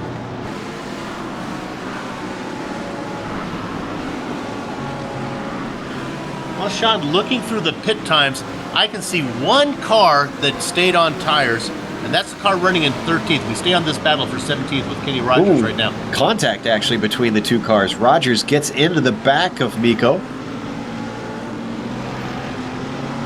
Just a slight tap, though. I don't think there's any damage on either car.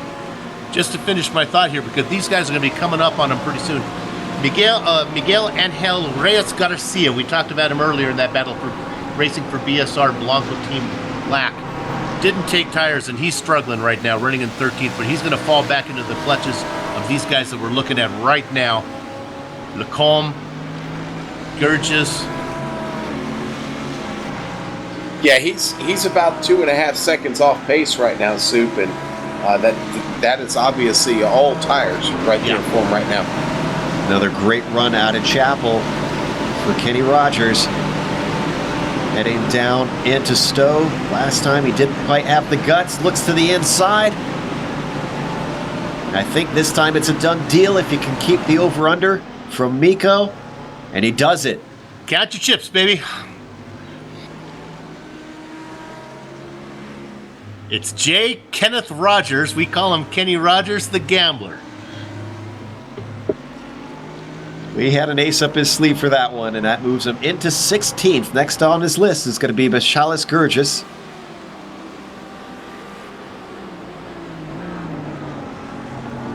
Although he's got a bit of a gap to him, about 1.5 seconds to try to run him down. However, Michalis starts to battle with Jean-Philippe Lacombe. He could catch up to them in a hurry. I'm hoping we get a chance to talk to Rogers. I'd like to ask him what condition his condition is in. That's good. That's good. Deep into the vault for that one, Sue. Oh, that's 5% of our viewing audience know what you're talking about there. I'm going to gamble and say maybe less. Let's go to 4th real quick. I think we got a battle brewing. They just might be playing with us. Sometimes we call this a commentator's battle here, where they just sit and they think they're going to make a pass. But I think my hunch is that I think it's going to happen here. This is between Pure Racing Team Black and Core Sim Racing. Jan Kiro trailing Florian Voith.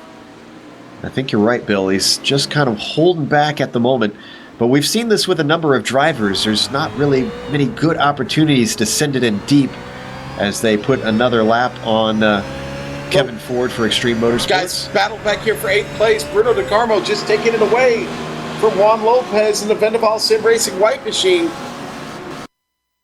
Remember, Bruno was down 2 positions since the pit stops.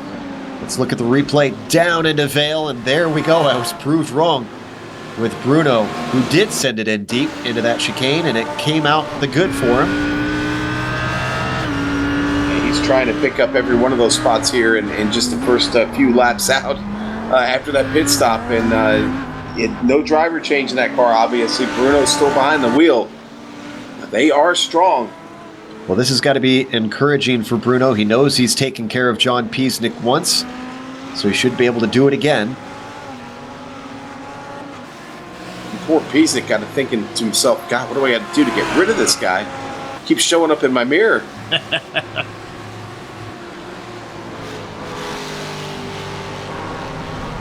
From what I've seen of Piesnik, though... Whoa, Piesnik's off just up in front of him. I was just about to say how he's a cool character, but... a mistake showing that there are some cracks in there. Got to take care of that, Ford. He did get a little bit of help in that pit. A little bit of that right front damage had been repaired from where he slapped it up against the wall earlier in the race. Let's go back up to fourth here again, because I think it's coming. And the reason I think it's coming is not because of the driver in fifth. It's because of the driver in sixth. Alvaro Romero is coming again. I've been telling you to keep an eye on him. He's closing in on these guys, and I think Kiru wants to get around Voith here as fast as he can. He was quite close in the veil, but he didn't even take a look. We should point out that Corson Racing is running the Bimmer, which again we think might, even though they shouldn't have fuel problems, they might have a little bit harder making fuel than some of these other cars. So I'm wondering if he's been staying behind intentionally. Kevin Ford, slow on track, guys. I think he was just getting out of the way for everybody. The Extreme Motorsports car in 37th basically almost stopped in the middle of the track just to let these guys fighting for position get by. Yeah, I've been watching Kevin Ford. He's been having a handful trying to get... He got... the leaders were coming through and they got in a herd of cars to get let by. Yeah, He's and been struggling. Just got caught in a bad spot in the track there, unfortunately. He shares the car with Matthew Catilla, who we saw having to give away spots earlier since he was the car that was a lap down. So this is the same machine. Meanwhile, 13th side-by-side action going on. Philippe Lacombe on the outside, just a nose ahead of Miguel Garcia. Still going to be side-by-side down into Copse, and it's going to slow everybody down. Are we going to see a three-wide situation? This gives an opportunity to Josh Rogers and to Pashalis Gurgis, but Gurgis backs out of it. Was side-by-side with Miguel for just a moment. Have to get single file by the time they get to the Maggots-Beckett sequence.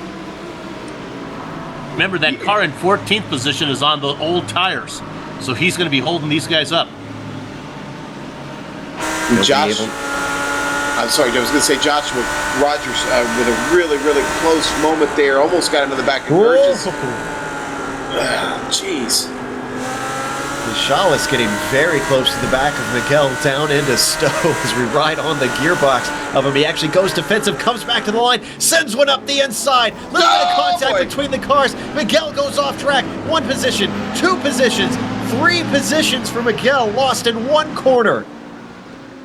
Oh, what a great job by Miguel of just keeping it on the track, Joe. Incredible. Andy Gordon taking a look to the inside, down into Abbey. Is it going to be three? Little bit more contact, still going side by side down through Abbey. He's not going to give up. Miguel has tried to stop the bleeding, but so far it's ineffective as they come to Priory. Look at this. Tom Valentini to the inside for Jim Racing Yellow. Oh, that has got to hurt for BSR J Blanco Black. That's the price you pay. To be fair, though, he was kind of shoved off track a little bit there. Oh, yeah. That's the price you pay. Boy, he is not going to be happy in that car. At the start of this lap, he was in 13th position, and now he's down to 19th. And in fact, he's going to lose some more as he has a horrible run coming off the corner. Hugo Barbosa coming up the inside. I think there might be damage on that car. Well, there is some damage there on the left front, Joe. That certainly could be affecting his pace. We don't know what the wheel looks like there in the cockpit for him, but it's not right. The car's not right. He's now being caught by Jordi Clara for Dream Factory. And this is Reeling him in. at the absolute worst moment. They're in this smack dab in the middle of a stint, Sean, so they really can't try and go off strategy here. Yeah, I think his biggest damage is 90-minute-old tires.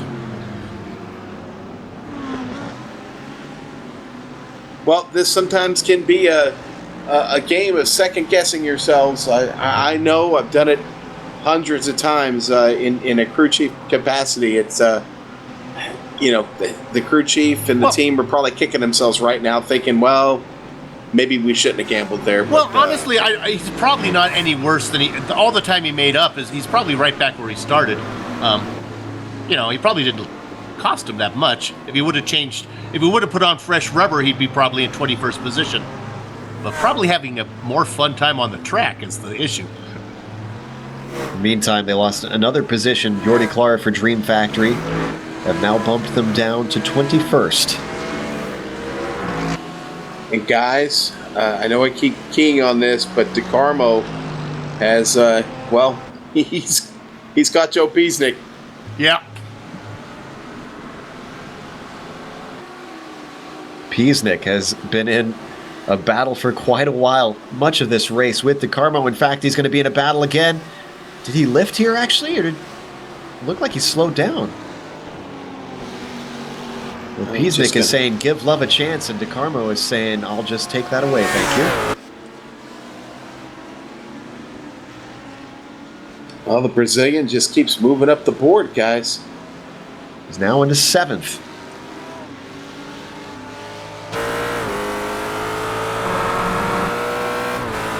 We've got about 6.5 seconds up the road there to get to Alvaro Romero, who's also been running very, very well.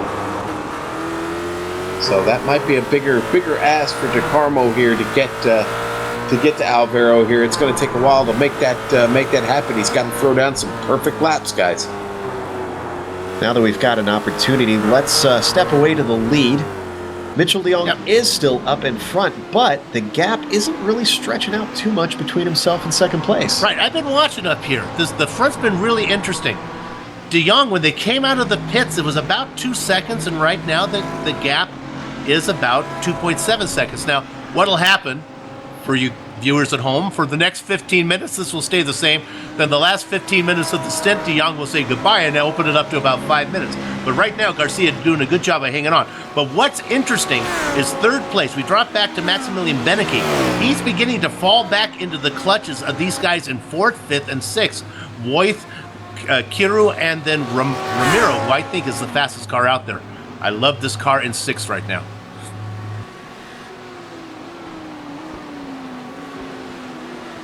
There we see Voith in 4th, just behind Maximilian Benecke that we had watched a little bit ago. Yeah, Benecke is falling back into the clutches of Voith. And then the 5th place car that I thought had visions of getting up to 4th, that's not happening. He's happy where he is right now. I think the BMW, I think Joe called it, I think it just needs to follow behind. Let's hop back to 10th here because Marcin Skrzak is currently holding that spot, but not by much. David Martinez has been threatening. He's been under half a second and right on that gearbox. And if these two start battling, we've seen it before. Peter Smith not afraid to try and get in the middle of things. Yeah, back there again, playing the role of just kind of waiting and watching for a mistake to happen up just in front of him. But Martinez looking for an opportunity right now to get past his competitor there in the Merc.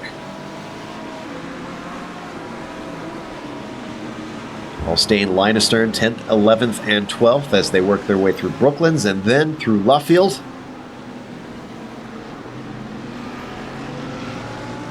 One of those opportunities to try to get yourself good traction off the corner. And I have to say, David Martinez was looking very strong. He's going to run out of road, though, by the time they get to Copse here.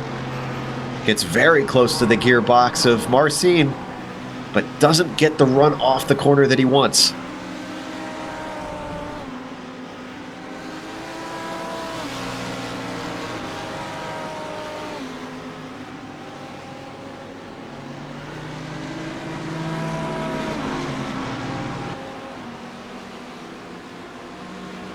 little bit better run there. Maybe going to close up on him here.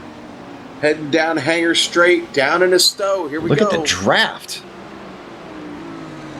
I saw that on the front straight as well. That Merc really seems to punch a huge hole in the air because Martinez's Audi at the end of these straights starts to close at a high rate of knots, but it always seems to be not quite enough for him.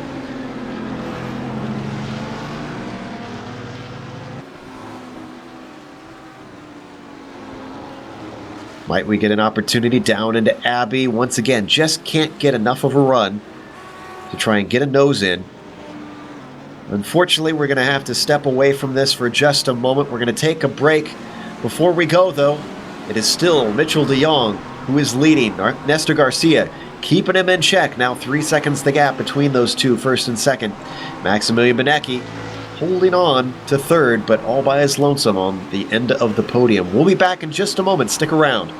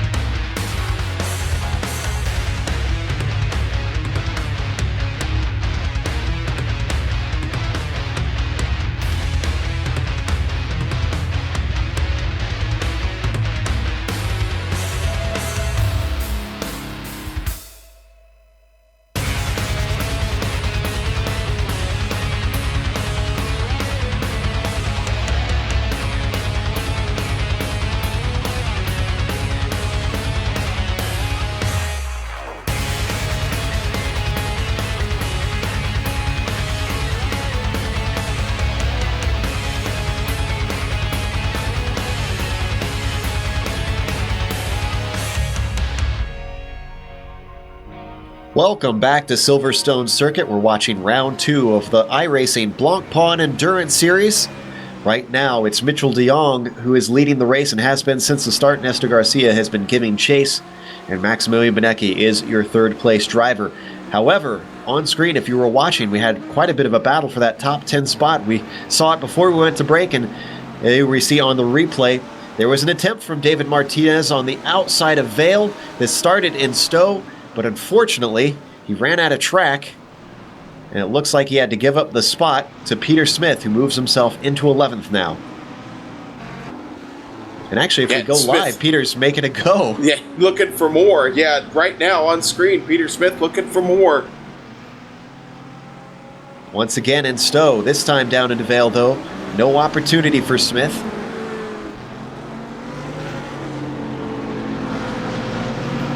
British driver seeing what he can do on Marcin.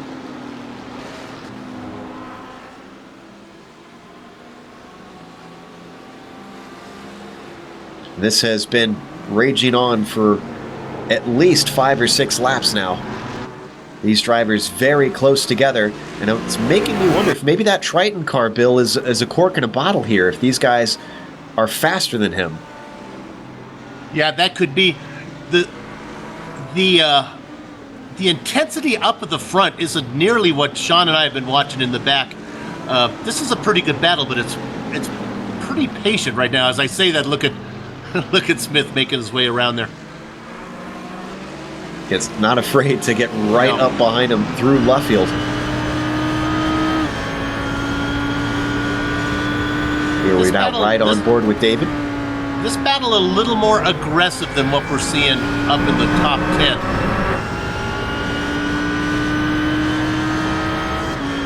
Right now, Martinez, what we like to call the popcorn position, just sitting, watching, and waiting. That's where Smith was before, but now he's decided to try and take action. Poking and prodding, whoa, as he almost makes contact there with David, who has to check up, and that's going to cost him a ton of time. But look at this run from Smith. And you can tell Marcin was feeling a little bit under threat. He started out defensive. He comes back to the line, drifts a little bit over to the middle of the track, tries to make it hard for Peter Smith. Can Smith pull the over-under, get himself a run off of Stowe? Look at this. Yes, he does. Marcin, is he going to defend once again? Holds all the way to the inside. Peter Smith tries to come around the outside. Should he learn his lesson? Yes, he does. Does not try to force it too wide through Vale and stays in line. Smith doing everything he can to find a way around. And that, to me, is a smart driver right there, Bill. I think Smith saw what happened to Martinez ahead of him the few laps before and said, no, I can't really risk putting the car off track. Closes in, coming through Good bridge. run We're here. going to see an attack into Priory. This is a risky spot to do it. And you saw that Marcin was closing it off. Once again, taking the inside into Brooklands. That Triton car is really feeling the pressure. Can't do it around the outside of Luffield. Almost some contact between the two of them through that hairpin, and that is going to cause the Fusion Racing Mercedes to have to check up. BMW, we need these cars to look a little bit different. Yeah, you know, the profile, the BMW, the rear end profile, Yeah. both of those cars so similar, it is hard to tell. A lot of times I find myself searching for the badge, Joe. And I'm looking Here at him goes from Peter above, Smith too. now. Smith right now searching for a way around because he's got pressure from Martinez now. Once more, coming out of Chapel. Nice run from Smith. Trying to hold to the inside, force him as far shallow as he can go. Comes back to the line. Smith tries to go the long way around. He's into the marble. Oh, his car is gone. She swaps ends, doesn't touch anything, gets her going. He But loses it's- 13th, 14th. Oh, he's losing a ton of spots to all these Yeah. guys here. These are all for positions. He's going to drop into 18th. All that hard work, Sean. And there we Wow. saw when he got out to the gray stuff, there was just no grip there for that green BMW. I think all three of us saw that one coming. That was a tough maneuver. Well, you know, to try and attack there from the outside, going into cops, that's a Yeah. tough ask. It's an hour and 40 minutes into this race. The marbles have really built up. I don't think there was enough grip out there, even for the Bimmer.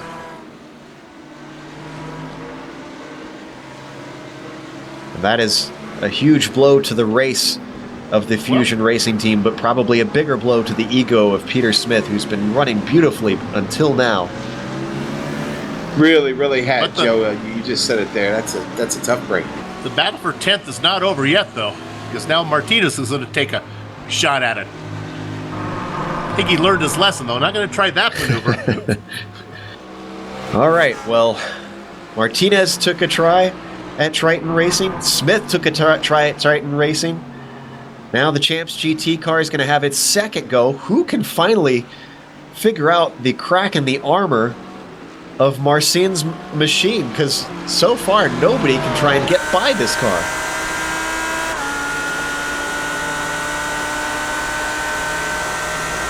Talk about defense of the day. I think that's going to go to this blue and white Mercedes.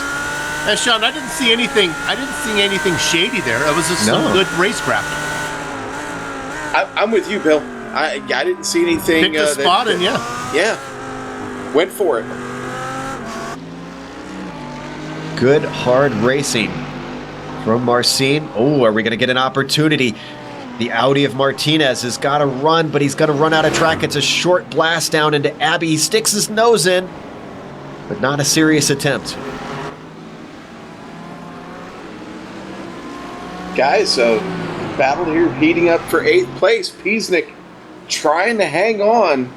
Element Motorsports under attack now from Juan Lopez, Vendaval Sim Racing, White.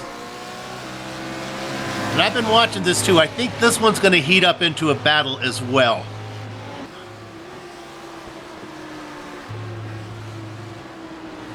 Piesnik, little by little, has been drifting down the standings in that blue Ford. But you know what? I feel like this might be a smart call from the Element team, is not to fight too hard, just try to get to the end. And because he didn't fight Bruno hard at all. In fact, he almost lifted on the straight to let him through. Just to update you, that interval to the leader, 2.7 seconds. That is held steady for this entire run. Oh, wait a minute. Let me correct that. Oh, it's up to 4.5. I was on the car behind. So that makes more sense to me. I expected it just about now that Jiang would make his move, and it is 4.5.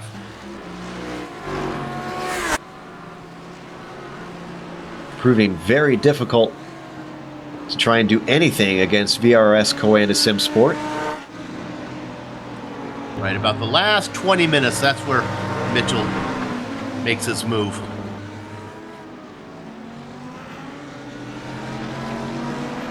There we see our second place driver Garcia, last lap 147.2 compared to 0.2 quicker for De Jong. And then why don't we run back a little bit? We haven't talked much about the top 10. You see Maximilian Benecke running is all by himself. But then we go back to this battle for 4th. And I use battle as really not the term. These guys are just kind of out there for a drive. Voith, Kiru, and Ramiro. Why don't we jump back to 12th, actually, because we've got a truly train bound for nowhere. Yeah, Joe, absolutely. And Josh Rogers wants to be leading it. He does. He's got to get by Jean-Philippe Lacombe, though. Team GTNF leading that pack. Gets a really, really nice run there out of Woodcut. Well, remember, we saw Rogers was running about 11th before the pit cycle. Then after the pit stops, he was back in about 17th or 18th. So he's worked his way through all these guys. He'd like to get back here to the front of the train again. I'm going to assume part of that was due to a long pit stop of repairing the car. Remember, he had contact early on. Look at him close up on the back of Jean-Philippe. Here we go. Great run out of the corner. He's going to get the draft. Doesn't look to be closing in, though.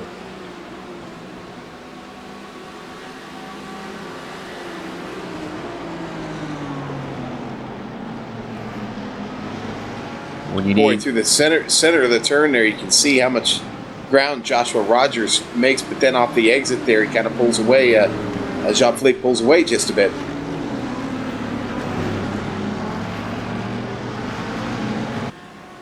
Seems to be very good off the corners. A little bit of a wiggle from the Team GT&F car. Doesn't hurt him too badly, though. Still starts to stretch away from Rogers. And boy, when you are nearly 2 hours into this race and these guys have been fighting a lot, I'm sure they are too tired to sleep. Hey, how about a quick peek up into 10th position? Look who's in 10th. He got it done. Martinez finally cracking the top 10. Done. Where did he make that happen, actually?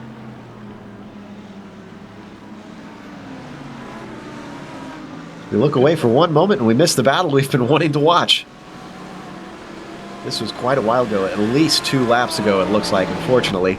So I don't think we'll be able to get a replay. However, oh man, maybe we will, actually. It looks like there was an off-track involved. It was a hard fight. Martinez got a run coming out of Woodcote. Corner, yeah.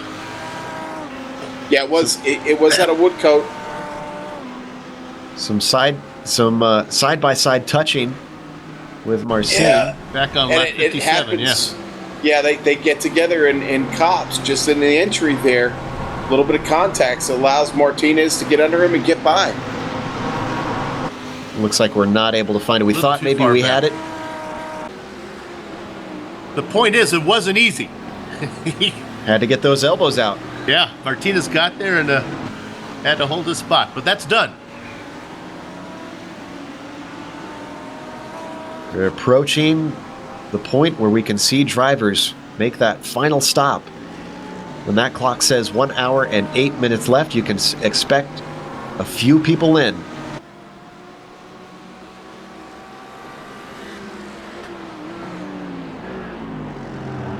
Keep in mind that your 2 leaders have yet to make a driver swap, so things will change there.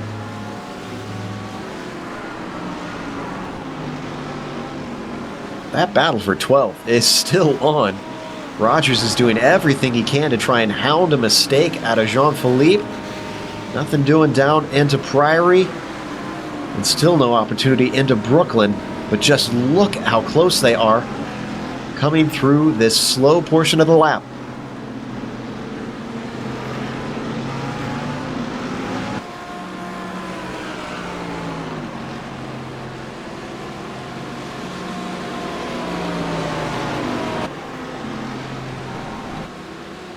It's a little bit of a breather, does Jean-Philippe down the front stretch, down into Copse. Seen a bit of a repeat of what we saw before for that 10th spot. Driver just not able to make inroads. And remember that the TTLR red machine should be on according to qualifying pace, higher up than this. They qualified 4th, they're currently 13th. Another decent run, but just not the legs on the car to try and make a dive down into Stowe.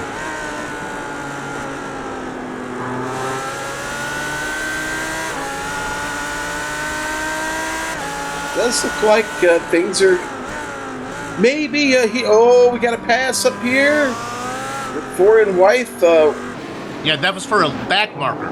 That's right. Marker. Yeah, he was that's Mikael Helen. He's been giving the leaders a hard time. And now there's one more guy to get around him. Maybe we can keep an eye on this with Alvaro Ramiro. Has to get around this back marker. What that had done was really slowed down Beneke. Beneke, running in 3rd position, had a heck of a time getting around the car number 21. Yeah, that Mikael Helen in the Atomic Motorsports number 2 machine. And now Ramiro going to have to try and get around him here. He's able to pull it off just right there before Maggots. What that has done has brought all 4 of the leaders now. In fact, now the leader has another one to deal with here. He's got Ricardo Duan Gracero to get around. And Beneke is right back in the grass. There's only 1.5 seconds between him and 4th place now. It looks like Beneke's going to get that back marker at a good spot, and the other guys may have some trouble.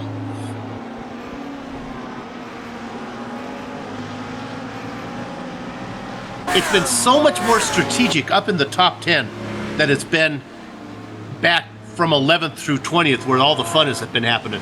These guys are just playing chess up here. Well, they really are a soup, and I'm starting to feel like that Oh, that old pit window going to be opening up Yep. here pretty soon. About 2 more minutes we expect. That's the max we've seen cars go is about 68. And I'll tell you what, if the front is a chess match, then I think the rest of the field is in a boxing match. It is. But now back markers are coming into play here because these guys, remember, they've been following each other for the last 60 minutes. Well, 50 minutes. And when they come to a back marker, they just don't have the patience. Now, we should remind our viewers that the iRacing rules are that the blue flag is informational. However, that does not mean that you can go defensive. So these drivers are expected to hold their line if they do get that blue flag, but they can't try and hold the leaders back intentionally. Yeah, I want to clarify. I haven't seen anything inappropriate going on. It's this, at this track, there are places where you don't want to get behind somebody who's slow. Absolutely. It can be rather It's a long- single file. And it can go for quite a while. He's still following Voith in 4th place. So now it's remember, about a 2-second gap now from Beneke back to Voith. But they're all right in there from 3rd to 6th, all with an hour to go and a pit stop to be made. That could change. Yeah, and I was going to make a point about that pit stop coming up. Remember, we're going to see some seat changes here Yeah. for the first time today. Mitchell de Jong going to have to give up the seat. Nestor Garcia going to have to give up his. Bruno de Carmo back there in 7th place for Brazil going to have to give up his seat. So that's going to really, really change the outlook of this race. Right, out of the front runners, I believe Beneke is the only one that Let's that go has to made that Rogers. switch. Oh, I thought for a second he was going to make a dive into Vale. He's the closest he's been down into that chicane. He's been less than a car length back from Jean-Philippe almost this half lap. And now he finally starts to lose him as they stretch their way out of club. But he was oh so close, and it looked like he might have an opportunity.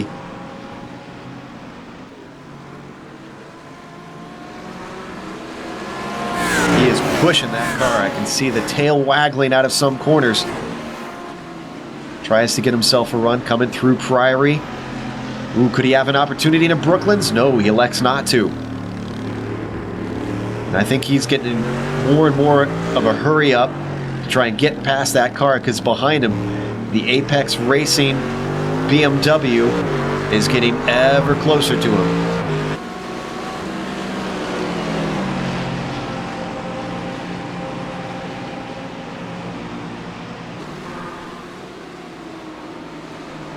Boy, just up in front of them, Soup, you start to begin to wonder, Piesnik trying to give that spot away, isn't he? It seems like it. Yeah, here he at sure times. is. And I would appreciate it if Juan Lopez, and if he could boy. go ahead and make this pass so I could take my eyes off of it. Boy, I thought Lopez was going to duck in there. I think he's finally decided it's time to make this. And you can see as we ride on board what happens when you ride close behind another car for this long. You start to get a pretty grimy windscreen, and that can affect visibility, although I don't think they're going quite long enough in this race to really have a problem. Yeah, the clear skies here today help that condition. I got to be honest with you, yesterday when I was practicing under heavy cloud cover and different track conditions, dirty windscreen, not your friend. Yeah, and then it slows down again. Let's give them one more shot. Maybe down the main straight he'll get it here. Let's see. This is probably... Sounds like pit stops are starting to happen. Pure Racing Red has Beneke called him to his stall. Now remember, Beneke's the only driver that has actually made a swap out of the guys up front. We'll see if he gives it back to Pilsler.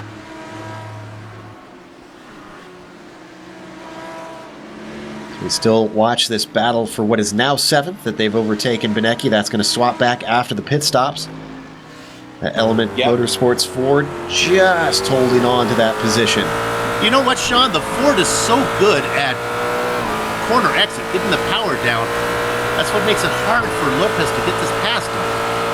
Yeah, and it's exactly that, the power. It's the ponies under that hood. Guys, Ivo Hohwaller got in for Maximilian Benecke. There has been a driver swap there. That's the third driver for that team. Triton Racing also has come in, and they've had a driver swap.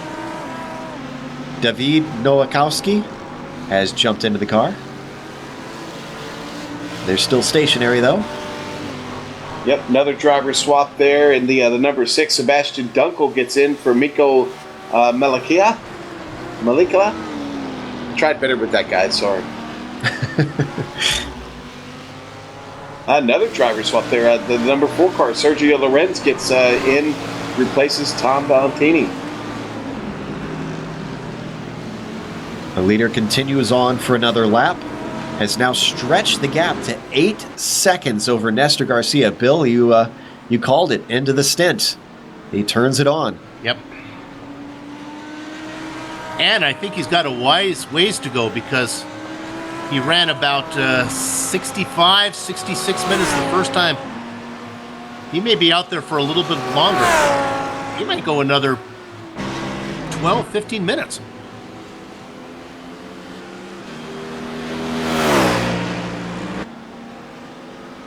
All right, Pure Racing Black is now in. Florian Voith steps out of the car. Dennis Grabowski gets in.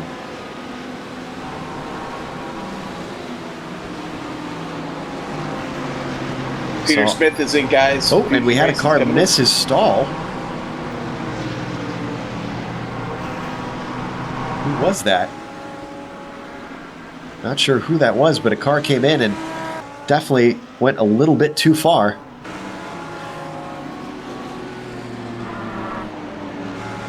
You know, one thing we'll have to check into for next race is the fair share rule on this. Well, I wonder how far that De Jong can actually run. Well, the good news is that one's easy for us because most of these races are going to be split into 3 parts, and 2/3 of the race will give you enough to have fair share. Well, that's the whole point. That's the whole point I'm making, though. If he's running 65 lap stints, he could, in theory, run this close to 45 minutes to go. I wonder if that'll still be plenty of time. You think if so? I understand. Okay.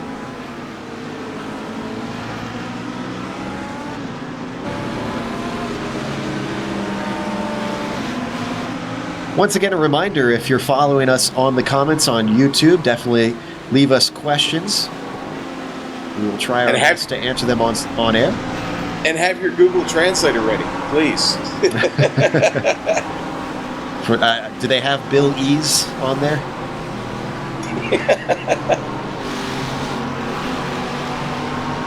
I thought my references have been toned down. I'm not the guy who went with the obscure Kenny Rogers reference this one.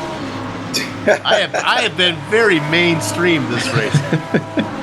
This lead now, De Jong is up to 8.5 seconds. Oh, it's over 8.5 seconds. My goodness. He's starting to roll. Yeah, he really is. He's starting to set himself away from the field. And still a good battle going on here. We mentioned Rogers. Still a good battle going on between him and Jean-Philippe Lacombe. Yeah, let's stay on that since they're very close, but just a heads up, we might have something brewing for what is currently third. Kenny pushes it really hard, almost gets into the back of Lacombe. It's right there coming through Chapel, guys. That was very close. You don't want to wreck the car just getting ready to come into the pit here. Just cannot quite find an opportunity to get by, but again, let's stay on this. But to update you, Jan Kiru has been caught by Alvaro Ramiro. Now he's backed off a little bit before it was about half a second, but we need to keep half an eye on that because a battle could erupt for the final podium spot.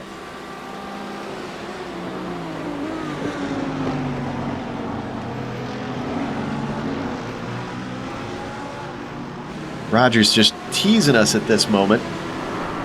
Been so close. And I'm sure the frustration is felt even more from within the cockpit.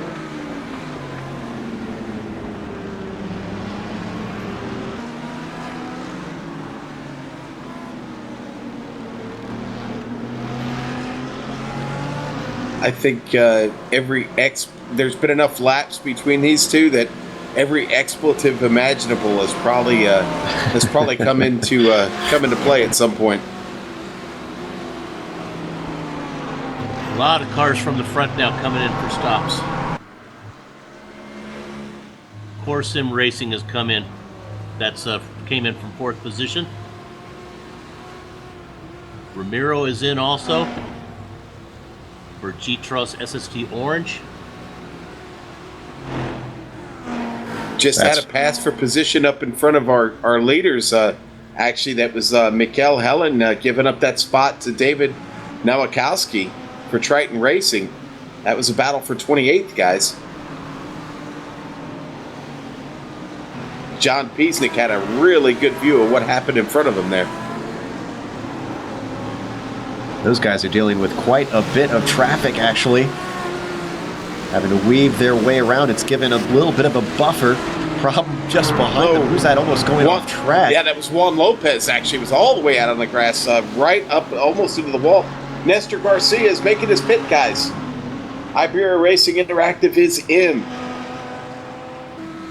Just a minute past the 1 hour mark. Almost on the dot.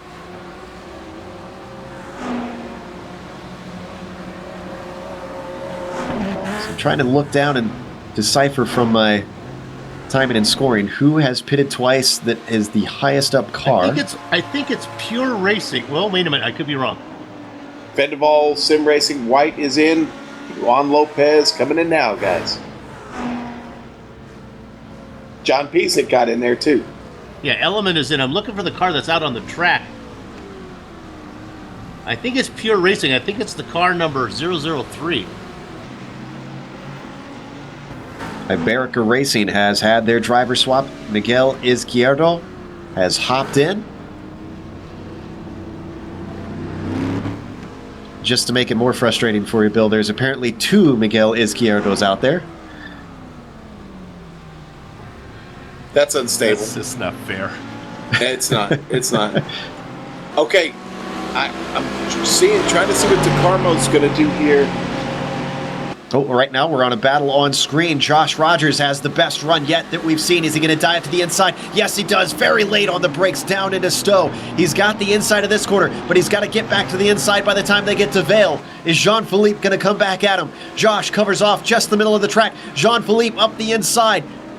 Rogers tries to hold around the outside. It's been tough before. It switches back into Club, and I think he's got him. Finally. Wow. Half an hour in the making, but it's not over yet. Here comes Jean-Philippe back at him. Into Abbey. He's going to have the outside. Oh, but look at him outbrake him into the corner. Josh has the apex. Tries to come back with a better exit of the corner, and he does it.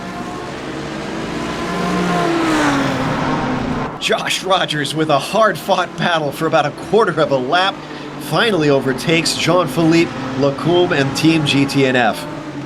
Yeah, and at the end of his run, finally pulls that off. He's got to hope that they get the pit stop of a lifetime there now. Well, it's going to be very important. Yeah, they're going to have to, and there we go. And maybe that's the reason, because Jean-Philippe is coming in. Let's quickly look at 11th plot. I think this is the team that is your leading of all the cars who have pitted. Dennis Gabrovsky out there right now for Pure Racing Team Black.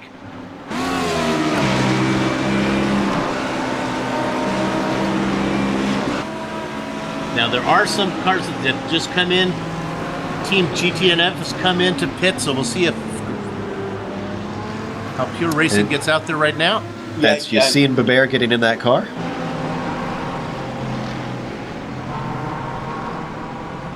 We saw Yassine at the start of the race. We didn't get to call him much because he was kind of driving by his lonesome. But we did see a lot of him in the first round at Monza. But it looks like Gabrovsky is going to get by, so he moves up into 10th. I still think that's a car of all the cars who pitted running at 10th. 1 through 9 yet to come in. Pure Racing Team Black has been showing themselves good this race. but still quite a bit left to go. 55 minutes on the clock. And as we've seen, traffic has been playing a decent role in this. Let's jump up to 7th real quick. Look at this battle going on for 7th. This is 7th, 8th, and 9th. Alex Arana versus Romano Barinic. They all still need to pit. Just behind them, that's Ian Ford. Yeah, Barinic, another one of those cars that were kind of followed throughout the race. Orion race team number 3.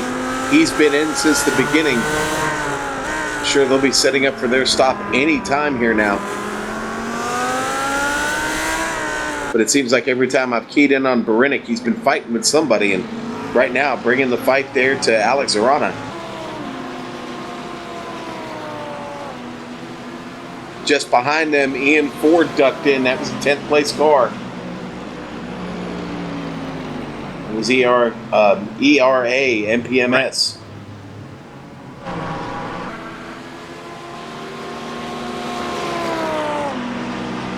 And I've been keeping an eye on this battle that we've been seeing between GTNF and Josh Rogers. Even though Yassine has come out with fresh tires, he's being held up significantly by Bruno De Carmo.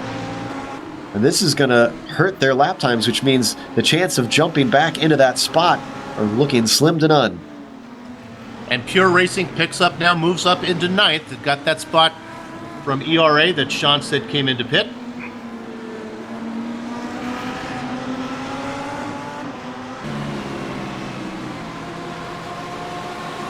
We're going to get an idea of the pace of the Bear in traffic here as he comes across the line. Actually, no, we're not. That was his outlap, apparently. Well, right now, it's looking like Mitchell de Jong and Bruno De Carmo going to stick with their strategy and run these cars out right to the limit there, Joe. Yes, this should be... Actually, no, we can go a little bit longer, 8 more minutes than this. If they've stretched it as far as they went in the first stint. So about 46 minutes.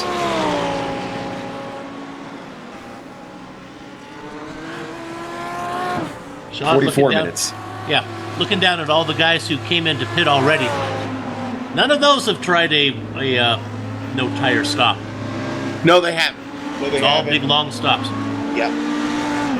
Now, I guess if you could run it, see, the longer you can run this, the more tempting it is to make that no tire stop. If you can run this with only 45 minutes to go, that gives the guy who takes 4 tires less time to catch him. Maybe if you're running second, just to have some fun, don't take a change, get a nice 25-second lead and try to hold it for the last 45 minutes. Well, Could I talk you into that if I was the driver and you were my crew chief? Could I say, give me a shot? I'll tell you what, you might be able to talk Bruno De Carmo into it, and that iRacing Brazil team. That is a thought. They right now have just about enough distance between them and third place, or I'm sorry, Dennis Gabrowski, who Pure Racing Team Black. I almost think they could make that scenario work. So it's a gamble indeed, but 2 seconds a lap. Are you willing to give up that much if that's really what the tire fall off means by keeping the set on? Yeah, I'd like to see the Brazil team take a shot at it. They're not going to. Here's the deal.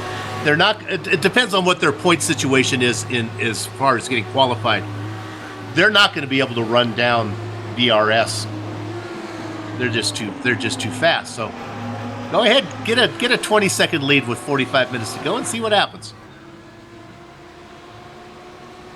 They play their cards right. They've got a shot at a podium, though. And but even that, even if they get past, even if it doesn't work, they have all that cushion back to third place. I think you made probably the most prominent point in that, Bill, is do they need the points? Because the gamble could backfire horribly on them and they could lose that second place. Well, that's one of the advantages you have in this particular one. I can't say if they've ran the other two, but a lot of these guys have points in the bank already where they get to gamble a little bit on the third race of the weekend.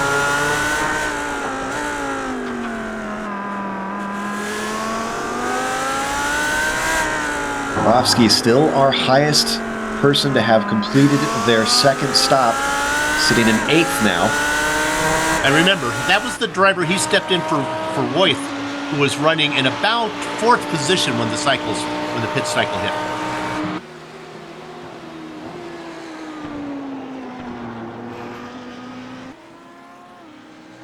Interesting that he's this high up as well. We've seen drivers slot much farther down when they take their pit stops. It seems like a lot of the leaders are going as long as they can to run a short final stint. So, is he going to be faster since he's out there on fresh tires? He got all this time. I would think that he would be making up some time right now that he'll have to get back when the tires wear out. Yeah, it seems to be a trade-off. It all depends on, I think, how well you treat your tires. At least, Sean, that's what I'm gathering. If you can kind of behave early on in the stint, be able to reap some rewards later on. Listen, there's a lot to be said for taking care of your tires. This track, the temperature out here on track today, 99 degrees. Joe, a lot to be said for taking care of your tires. Well, let me give you this, Sean. Pure Racing Team Black, their last lap of 46.9, the leader of 47.2. So he was 0.3 of a second faster than the leader. And 0.3, I consider that marginal. So, looking at it though, he's faster. He's about half a second faster than all the guys in front of him. It's really not fair to compare him to VSR. It's really not fair to compare him to Young. I mean, that guy's fast. He'd be fast on like old skateboard wheels. Pre-urethane.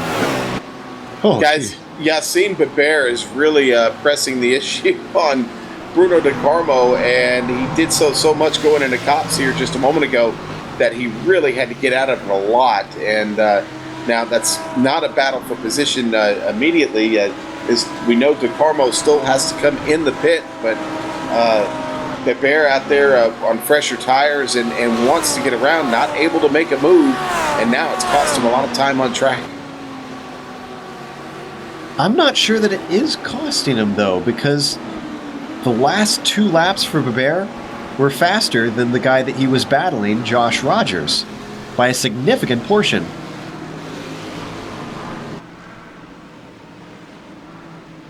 I wonder if Beber's being helped here by De Carmo, that maybe he's pulling a draft. Well, he was when he was close to him, and he now, as I said, he lost a little bit of that now. Still maybe has the tail end of it, going to break a little bit deeper here into... So, yeah, maybe he is getting a little bit of help, but again, we're still watching for that pit stop here from De Carmo. Wonder when those guys are going to come in. I'm going to assume it's probably going to be right when VRS Coanda comes in and Mitchell de Jong. Pure Racing has worked their way up now into 5th position as guys keep competing in front of them. Iberia, iRacing, Interactive 4, they've come in, running behind them now in 6th.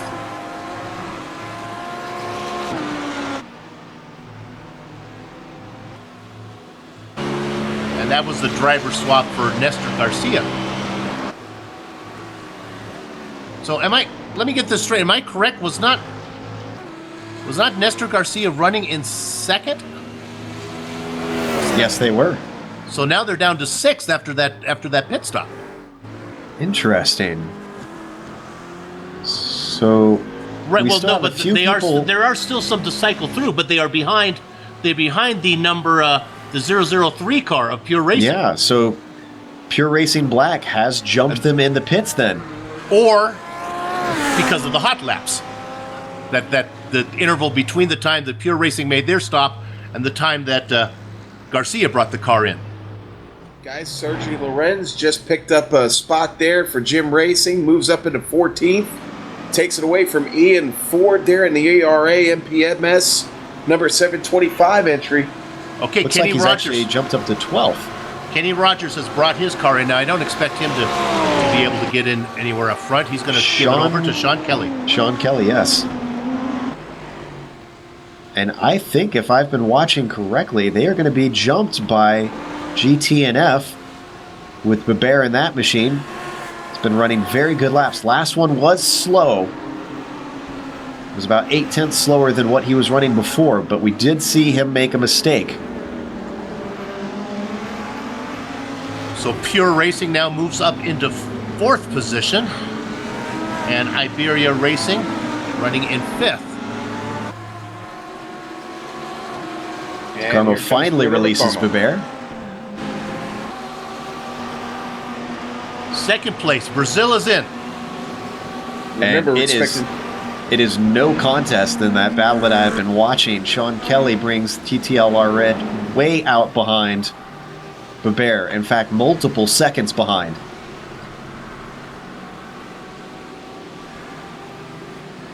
So DeCarmo is going to, it looks like he's going to stay. Nope, he's getting out of the car for Brazil, GT3. Yeah, that's going to be a Neto Go for Nascimento into the car. That was pretty good. Nicely done. Thank you. Still, our leader continues for quite a while, actually. I thought it was going to be 45 minutes, the max they could do, but maybe they saved some fuel on this run.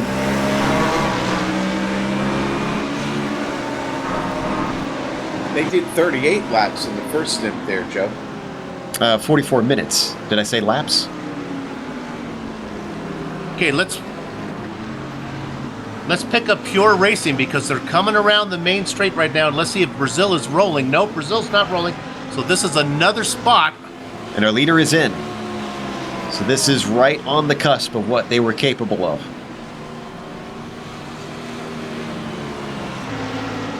Pure Racing now sitting in 2nd. The only car ahead of them is the VSR car, the VRS car. But significantly, Pure Racing Black is just now coming through Maggots and guys, Beckett's. Sean Kelly spinning. Sean Kelly having trouble through Brooklands. And that's causing more cars to have to go off. Yeah, he spins again. That was Manuel Sanchez avoiding action. Sean Kelly just getting in the car for TTLR Red, having trouble gathering it up. Lost it into Priory. That caused Sanchez to have to go the long way around, which was a 3-wide situation. And then he gets hit, actually. That was Raul Diego, who bumped him off in Brooklands. David Williams have stepped into the car for DeYoung. That's as expected. Looking to see where Pure Racing is. They still have that back twisty section of the track to go. Yeah, I don't think they're going to be able to beat them out. The gap was way too large. And in fact, Williams is moving now. PRS Coanda is out of the pits and retained the lead easily.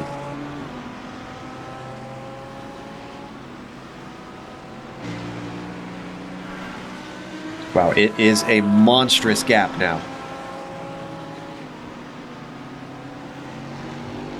So that does it. That round 2 of the pit cycle is done. Let's go through your order. Williams is your leader now for VRS Coanda. Dennis Grabowski, I think really the big mover after those pit stops, now up into 2nd for Pure Racing Black. Also interesting, behind him, it's not the car that he overtook for 2nd. It's Pure Racing Red with Ivo Howwiller in 3rd. And then we get back to Iberica Racing with Miguel Izquierdo. So they lost 2 positions in that pit cycle. Yeah, Pure Racing Team Red, that was the car that Beneke was racing. They were in 3rd, they come out in 3rd. So basically 2nd and 4th swap positions. iRacing Brazil looking very handy in 5th. Neto Nascimento has taken up that car. Thomas Arens for Corsim Racing, he's also jumped in. He is sitting in 6th, a little ways back from them. Not far back is David Mata for G-Tross SST Orange. Then Tashiro Hashimoto for Vendaval White. He's holding down 8th position. He's about 4 seconds back. And then in 9th, it's Baden Reed. We haven't talked about him yet. Jumped in for John Piesnik for Element Motorsports. Rounding out our top 10, Sergi Lorenz and Jim Racing Yellow. They've been steadily working their way up into the top 10. They started 14th. Joe, this is going to be a great battle for the podium here. Internationally representative DH Iberia and Brazil, and side by side now, Nito Nascimento is side by side with Miguel Izquierdo, and they managed to get through Woodcott there without wrecking both cars deep into this race. But man, this battle for the podium is gonna go right down to the wire. And I tell you what, Brazil, iRacing Brazil is on the move because Nato's team started 15th. That pushes them to 4th now that they just overtook the car of Miguel and Iberica, who we have to say, after running comfortably in 2nd, looked to be losing the plot a little bit, now slipping down to 5th.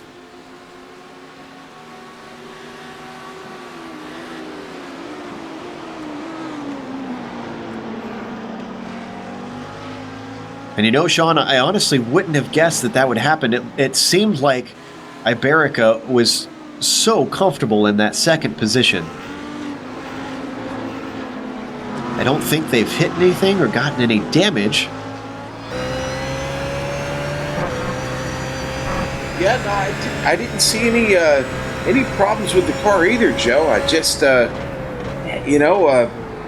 maybe just trying to get his rhythm back. I mean, he's been out here now for 10 laps, but one mistake sometimes is all it takes to kind of rattle you, and it takes a little while to get that back sometimes. If you're curious what the gap is between 1st and 2nd, well, before the pit stops, it was about 9. Well, now it's about 25 seconds between 1st and 2nd position. That's just about insurmountable without some sort of big mistake from VRS Coanda. And about 5.5 seconds from 2nd to 3rd. But remember, the car out there, Pure Racing, they're out there on a lot older tires. They made an early pit stop. That's what picked them up all that time. They were hot lapping on new tires. They're going to pay the price here the last 37 minutes. Let's hop up to 11th position. Yassine Babert has rocked up to the back of Sergi Lorenz. This is 4th position, trying to crack into the top 10. And it really seems this has been a big battle all day. It's that 10th, 11th spot, not quite as backed up as it was here just a little while ago. The pit stops kind of broke that all up, but Sergio Lorenz still battling here, trying to keep GTNF Racing at bay. I see Babert, he's digging hard. These are both Audis, so these guys are an even keel. And a great run coming out of Chapel for Yassine. Tries to look to the inside, but he's covered off. Sergi holds to the right. Too wide, down into Stowe. Coming around the outside, can Yassine do what we saw others couldn't? Manages to hold side by side. He's going to have a leg in coming into Vale. Just getting close down into the braking. Still side by side, nobody giving up. Oh, there it is. Babert off into he's into the barrier. Wrecks up the front of the car. A little bit of contact side by side, unfortunately has punted Babert off in club corner. And though that may not be the end of the day, that is certainly the end of their hopes of a competitive run as we watch on replay.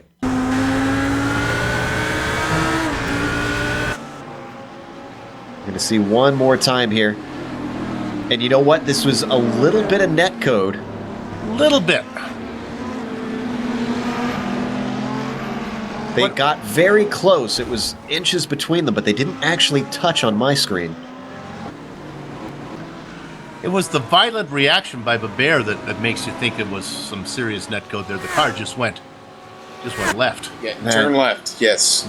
That is extremely disappointing, but the good news is they only lost one position. They're in 12th. Oh, he's got no hood on his car.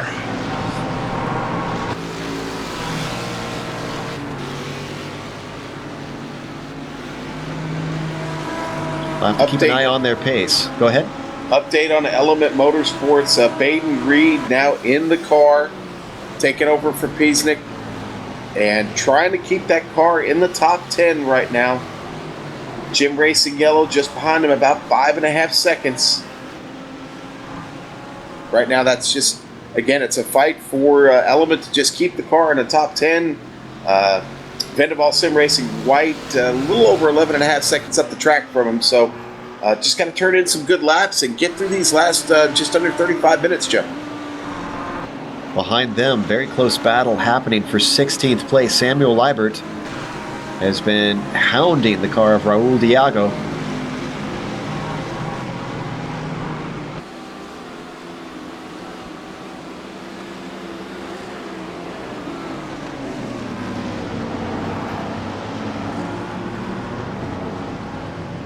Sean, you go ahead, Sam. Go ahead, Joe. I was going to say, it seems like that Samuel can't quite find an opportunity. He was extremely close coming up to Stowe. Let's look at third position real quick. I actually think I'm going to get a pass here. Oh, I apologize. It's a lap back marker. We're staying on this battle with Samuel Liebert. I've been corrected, being French.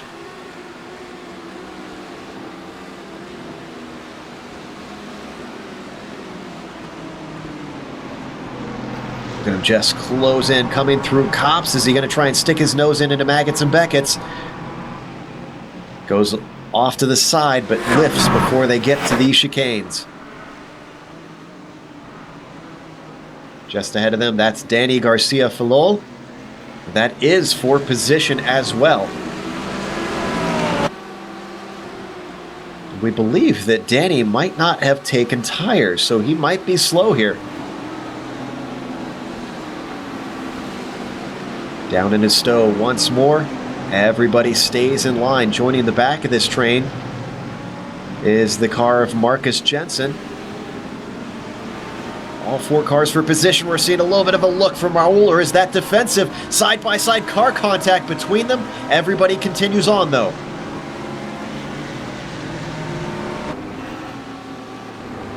Close moments, and those two are teammate Liebert and Jensen, both for Apex, so they definitely don't want to be coming together. Guys, I want to give a little attention to the 6th place car right now. Core Sim Racing PES. Kind of a silent race here so far. Thomas Ahrens had gotten in the car and sorry, we've got a pass on screen. Raul manages to overtake Danny Garcia, and he loses 2 positions as Marcus Jensen sneaks his way by. Excuse me, Liebert sneaks by.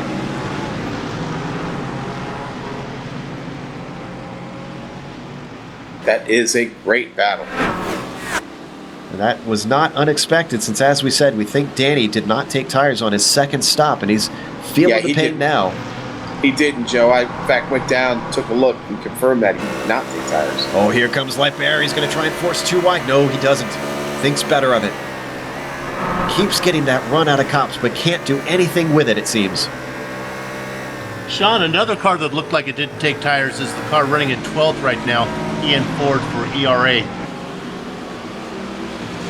Car number 725. I think they had a fast stop as well. Yeah, they did, and you're absolutely right. There were no tires on that stop for them. Running. Ooh, Iberca's going to lose another position as Marcus Jensen sneaks up the inside of Stowe, but he gets a bad exit off the corner. Is he going to try and defend? No, he takes the normal racing line, leaves himself open, takes the apex anyways. I think all of those guys that you guys are watching right now have a chance to run down Ford up in front on old tires, running in 12th. Right now, leading the train, it's Diago. Currently sitting in 15th.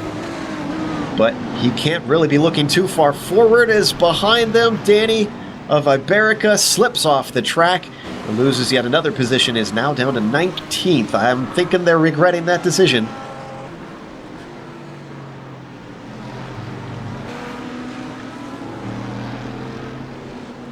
Well, as you look at Danny, his last name is Phil Laugh Out Loud, so I think that's basically what they did. They filled and then laughed out loud, as it's F-I-L-L-O-L.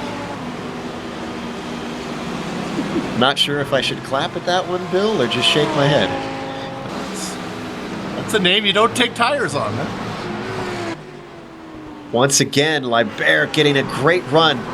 Is he going to have the guts to try and stick it out side by side this time? Every time, just getting a nose in. Every time, lifting off the power.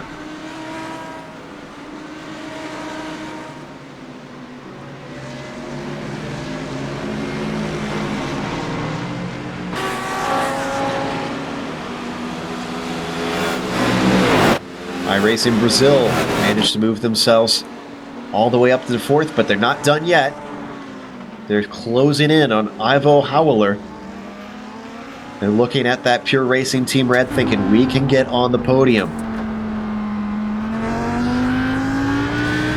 Yeah, Guys, go ahead, Sean. I was going to say, Nito Nascimento has caught that battle for 3rd. Ivo Howler having to deal with him in his mirror now. The pressure is real.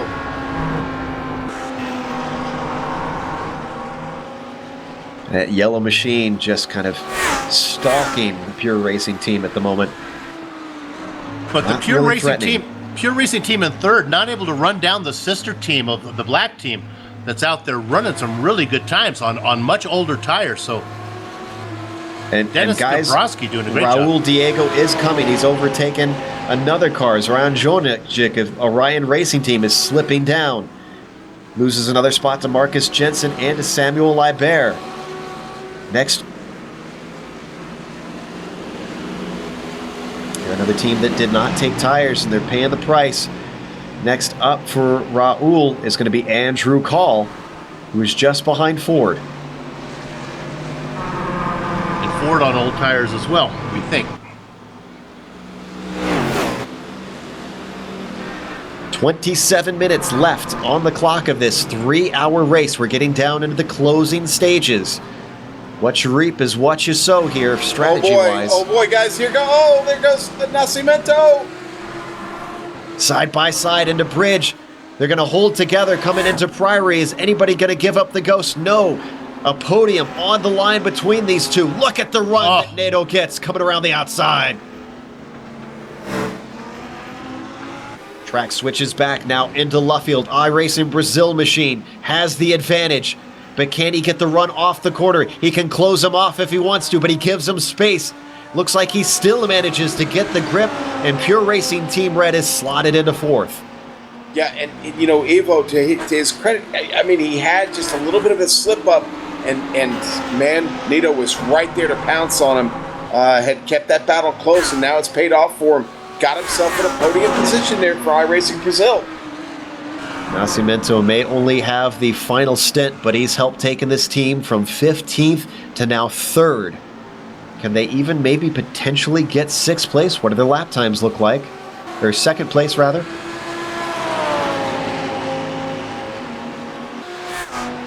Well, they're Grabowski's. close. They are close, but Dennis Grabowski is just a little bit faster right now. They've got a lot of work to do. They're running out of time, unfortunately. Time is not on their side. Yeah, I think it's going to take a mistake from Pure Racing Black for iRacing Brazil to get one step higher, but can never say never in this type of racing. I expect Pure Racing Team Red not going to go away. They want that spot back. Ivo got his work cut out for him because, let's face it, looks like that iRacing Brazil team been working hard all day. They're going to be tough to pass. We ride on board with Nascimento in 3rd as you can see they are just leaving Ivo Howler in the dust. Meanwhile, let's go to Libert in 15th. He looks to the inside, down into Stowe. He's got the inside line almost touching there with Raul Diago. Has to get out of it, and unfortunately that ruins his momentum. There goes the opportunity. His teammate looks to the inside, down into Vale, gives him space, but holds on to the position.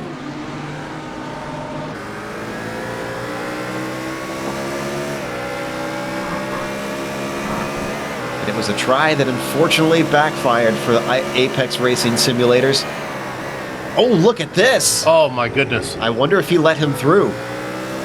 I think Marcus Jensen said, all right, you had a try, give me a go. These teams tend to be very much in communication with one another. I think that was an orchestrated move. Yep.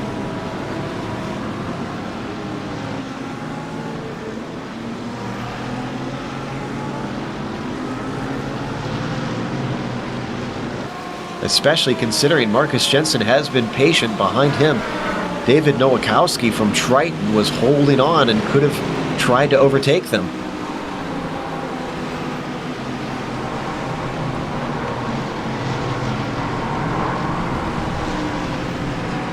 Man, Pure Racing Team Black, Dennis Garabowski, he's got nobody in front of him, guys. Got the advantage of just clean track to work with right now, and that second place looking pretty secure. Yeah. We talked about the chances of Brazil trying to catch him. It's going to be nearly impossible at this point, as long as Pure Racing Team Black doesn't have anybody to fight with up there. They gave him the car early. They came in for that early stop and let him run some laps, and man, he's been racing.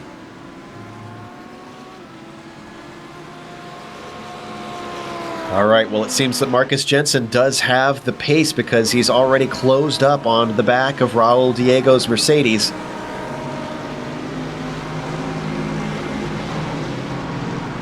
And Raul using every inch of track possible. These guys got to watch out for that, just though, Bill. We haven't talked about it since the start. And here comes a lunge down to the inside into Abbey. Jensen makes a little bit of side-to-side contact, but it looks clean to me.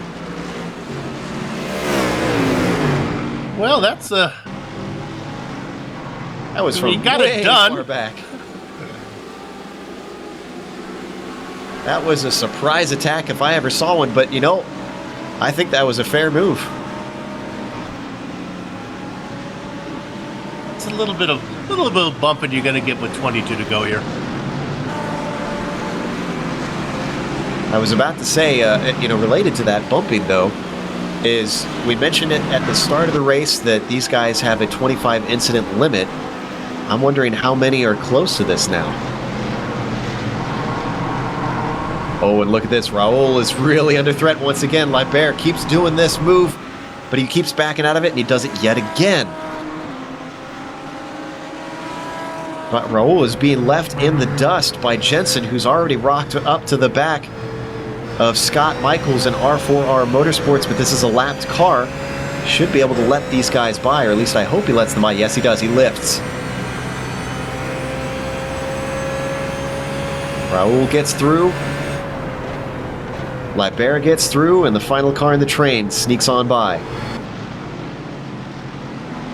Now they got about 20 minutes to see if they can run down the two cars ahead of them, Ford and Call, for ERA, well, a pair of ERA cars up there, ERA MPMS and ERA Logitech. Poor Diego caught there in the middle of those two BMWs. That Mercedes trying really hard, and oh boy, just again, Libert just pushing the issue as much as he can, trying to get him to make a mistake, put the pressure on. I thought he was going to try and sneak one up the inside like his teammate did, but he was covered off just slightly by Diago. Really, he could have stuck his nose in if he wanted to, I felt. That's the closest we've seen him down into Abbey. Great battle. Let's go up to P5. We have a pass, and in fact, he gave it up. He just surrendered it. That's Thomas Ahrens for Core Sim Racing BES.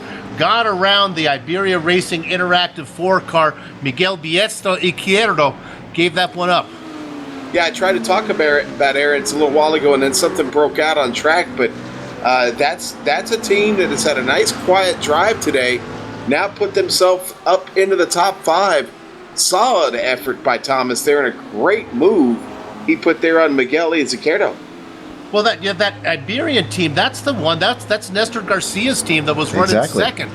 They had that pit stop that just crushed them, and now they're down to 6th. They've been running second for 2 hours of the race. This is very strange because you would think, unless maybe this is just down to driver pace, that maybe Miguel is not as fast as Nestor, because if they didn't take tires, they would have had a faster stop, which would have put them farther up, which is not the case.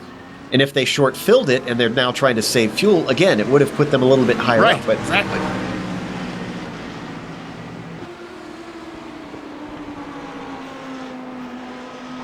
Well, Ivo Howler is not giving up.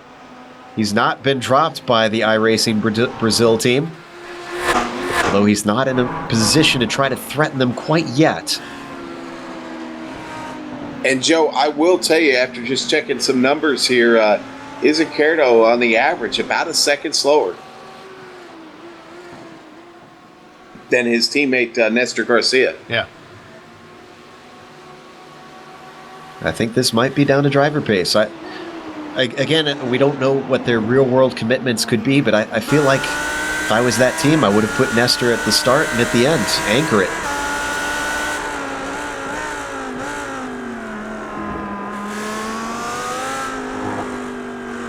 Meanwhile, we ride on board with Nascimento. Still being hounded by Howler. Yeah, Howler not going away at all. I think there may be a battle in the closing laps here between those two, because Howler has certainly picked up the pace just a bit. In fact, that last lap he was just a bit quicker than Nascimento. So we'll see here. I don't think that that position has settled yet.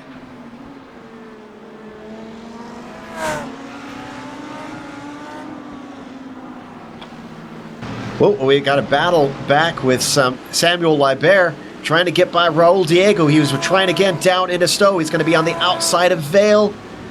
Elects not to try and force the too wide. And just ahead of them, Marcus Jensen. He is flying as he's beginning to run down Call in 13th and Ford in 12th. We saw him already. We know he's aggressive and he wants to make a pass. Those two being teammates and being in the same car, I have a feeling that maybe Samuel's going to be asking Marcus if he can borrow his Wheaties next race, because while Marcus has made it look easy, it seems like Samuel just cannot do anything about Raul. He's trying. He's trying around the outside of Luffield. Look at him find the grip, though, and he gets a run as well. But he's going to be on the outside by the time they hit Cops. I'm not sure if this is going to work out for him. Meanwhile, in the popcorn position, David Nowakowski just watching. A little bit later on the brakes for Liber. Can't make the grip around the outside of Cops, but now he's under threat from David. How frustrated does David have to be right now? He's been behind this for several laps and just can't seem to get around or find an opportunity to get around either. David's been incredibly patient. If he thought he was faster, I would think that he would try and stick his nose in a little bit more.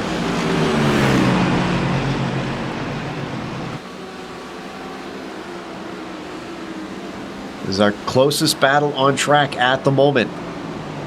And it is for 15th position.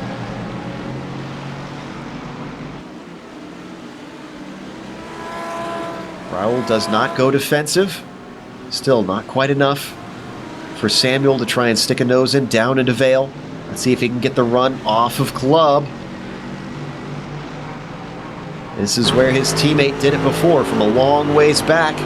Go to 13th. I think we got a pass here. He's got his nose in his Jensen. Oh, okay. Not going to get it done. Once again, Abbey, he likes that chicane. All right. We can drop back to the other battle. Oh, actually, no, a big bobble from Jensen there coming through Priory has lost him a little bit of time, but thankfully he gathered it together. You know, as endurance races goes, guys, I don't remember one we've seen recently where so many positions were undecided and being battled for, and now what is going to be the last 15 minutes of this race. In fact, we've got yet another one we haven't covered in a while. David Mata with Tatsuro Hashimoto for Vendaval White. Closing in on him now. He's not going to be able to attack into this corner.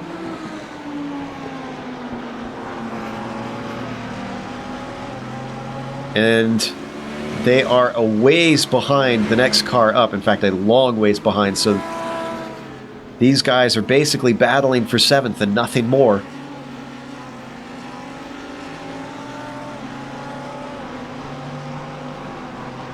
We can stay on this. The battle back there in the back has settled down a bit. Mata with a decent cushion as they come through Abbey. Now up to Bridge.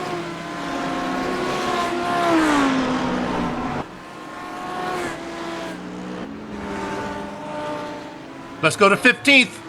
Oh, I think it's going to happen now. This is Lebert going to get a shot. No! And he's going to lose the spot now. Can't quite make it, even though he had the inside of Vale. Now he's under threat with Nowakowski coming at him. But again, we see Nowakowski let him out. And Raul Diego really just pounding that car, hanging it out on the ragged edge every lap right now.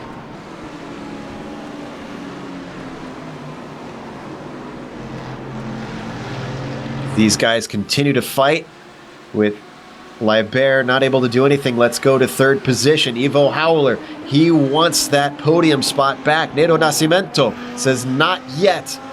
And he gets a better run off of Stowe, just add insult to injury, and denies Ivo the chance down into Vale.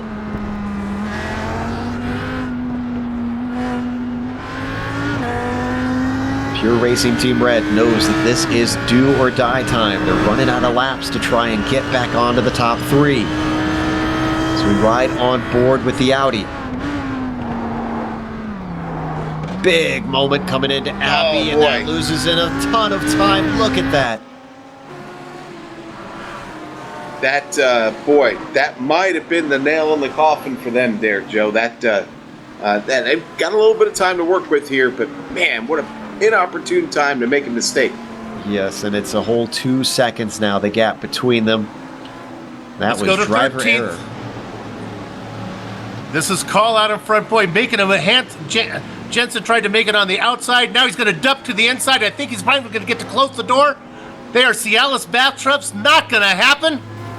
Oh, and behind them, there's contact. Oh, yeah, Libert off the track makes contact.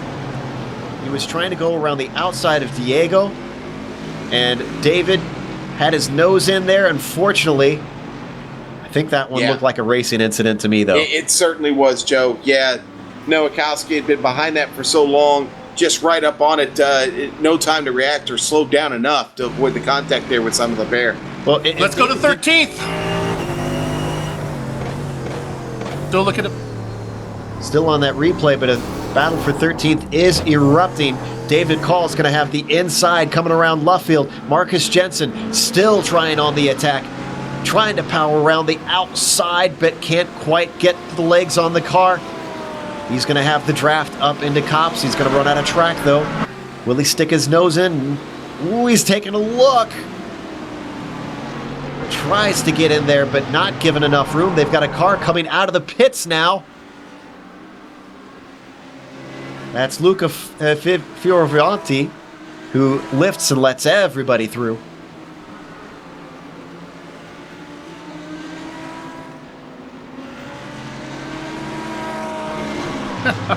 There's battling going 2 hours and 50 minutes into this, and they're fighting all over the place. It is go time. Sean, what time is it actually? Baby, it's time to boogie. Let's get this party started, guys. Oh no, contact with Andrew Call. Gets sent around. He's not going to be happy about that one. Marcus Jensen gave him the chrome horn and turned that Audi around. There you see the contact there, and there was no saving it.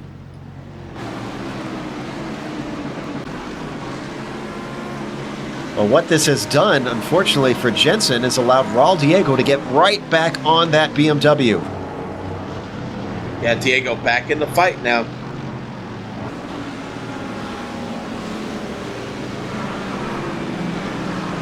Not able to get a shot in here. If he can get a few good runs, he can close up on him. But we saw before that Jensen seemed to have the legs on him and was able to streak away when he was in clear air. Again, if you're just joining us, welcome to round 2 in the iRacing Blancpain Endurance Series here on the Global Sim Racing channel. We're in the final 10 minutes of this 3-hour race. David Williams is still your leader. We haven't looked at him because he's got a 30-second lead over second place, and there's not really much to say about that race. Grabowski is our second place driver, who's got about 10 seconds over Neto Nascimento, who has been in the closest battle of these top 5. He's got Ivo Howler, who made a mistake, unfortunately has now slipped back to about 2.5 seconds. He's in 4th. And then rounding out our top 5, Thomas Lorenz, who's recently overtaken the Iberica racing car.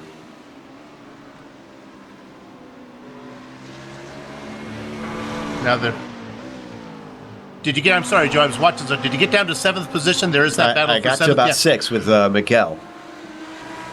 Yeah, so there's a nice battle going on here, but it's pretty passive.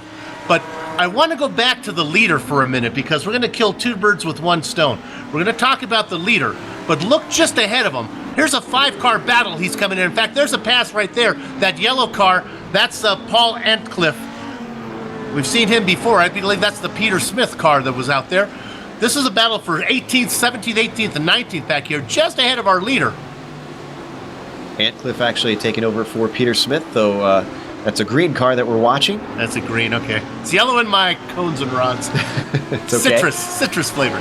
Andrew Call trying to get back in this thing. Remember, he just got turned around. He wants a lot of positions to try and make up, but he's got the leader coming up behind. This could ruin an opportunity, could present an opportunity. We'll see. So maybe we can stay on this for a little bit and watch our leader with 8 minutes to go work through traffic here between guys who are fighting for positions. This is why he wants that 30-second lead. Look at that. Andrew Call pulls off to the side. He's going to let him through.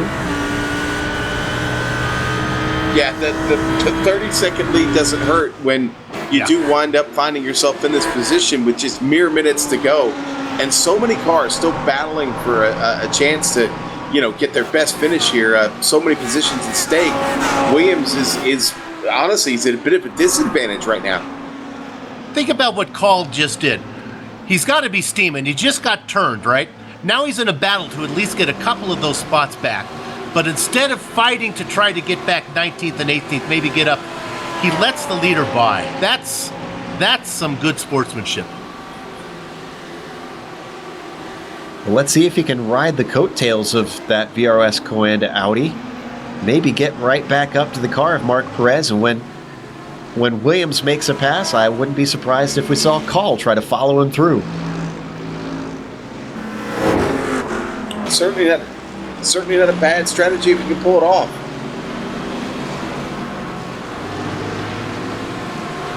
Back up into 7th. We've been keeping an eye on David Mata for G-Tross SST Orange because Tatsuro Hashimoto has been keeping the pressure on, but just hasn't been able to get close enough to make an attempt. But Sean, I think a little tighter is that old blue Ford out there that's having a hard one in P9. Yeah, we talked about that earlier. Just trying to stay here in the top 10. Baden Reed under attack now from Jim Racing Yellow. Sergio Lorenz having a good drive in that Audi, digging. And now Baden's got the lap car in front of him with Johan Anderson for Atomic Motorsports 2, getting by. Sergi's got a good run. He's going to have a draft. This is Iberica versus Australia. And Jim Racing Yellow looking to the inside. Once again, we're not seeing a lot of fight from this Ford. John Piesnik gave up positions earlier. Yep. And now Baden Reed says, all right, you had a run on me. Let's just finish it. Boy, that's a car that feels like it just wants to bring it home. It wants some points. That seems like it. They're still going to get a top 10 if they hold this spot. With 5 minutes to go and 5 seconds back to Yassine Mabert in 11th, I think if they hold pace and don't make mistakes, they can bring home that top 10. Boy, a team who's overcome some adversity today, too, to manage a top 10. They had a very, very close call very early in this race, Joe. They started in 5th. They ran into some trouble coming up to Vale, had to take evasive action and brush the wall. We believe it gave them some damage that set them back. So they're trying to salvage a 10th at the moment, despite losing 5 positions.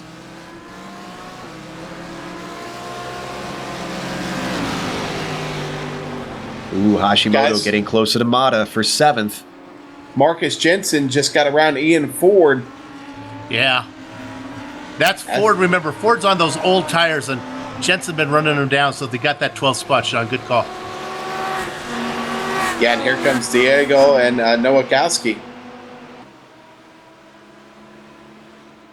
They got just enough time to pick up that position from Ford if they can get there. It's quite a gap, though. They've only got 4 minutes to go. You're going to have to reel him in at a rate of knots.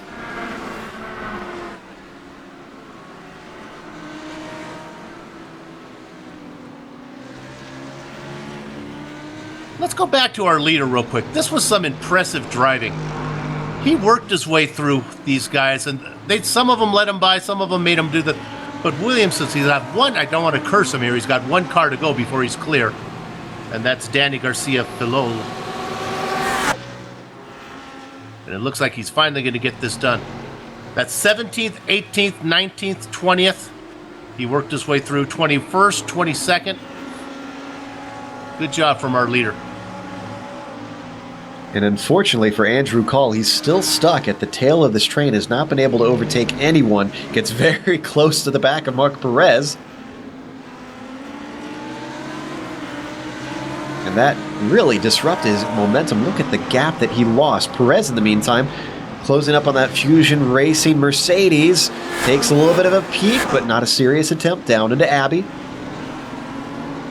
Yeah, Call in 20th, Jensen in 12th. Those are the two cars that got together, so 8 spots. Place. 7. Heading into the Maggots-Beckett sequence, Tatsuro had a run. Once again, we've seen all day long, very few drivers are brave enough to try and take that one too wide.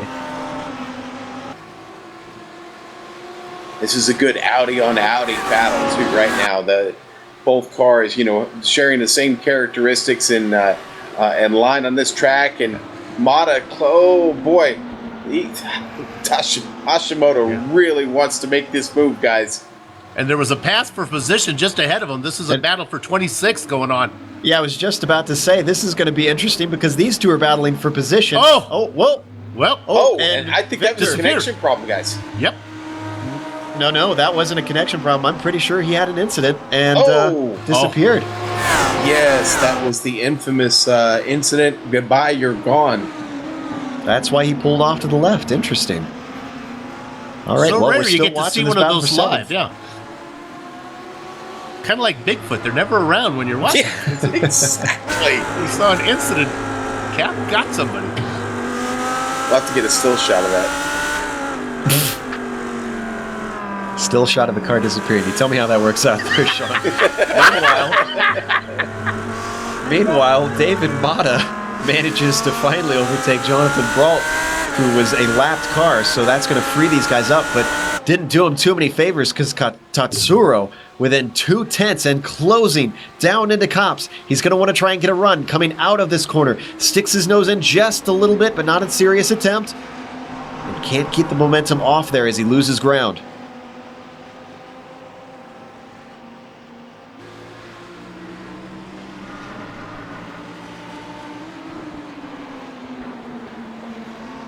We're now down to the final minute. In fact, where is David Williams? Is he on the last lap? No, he's going to get the white flag.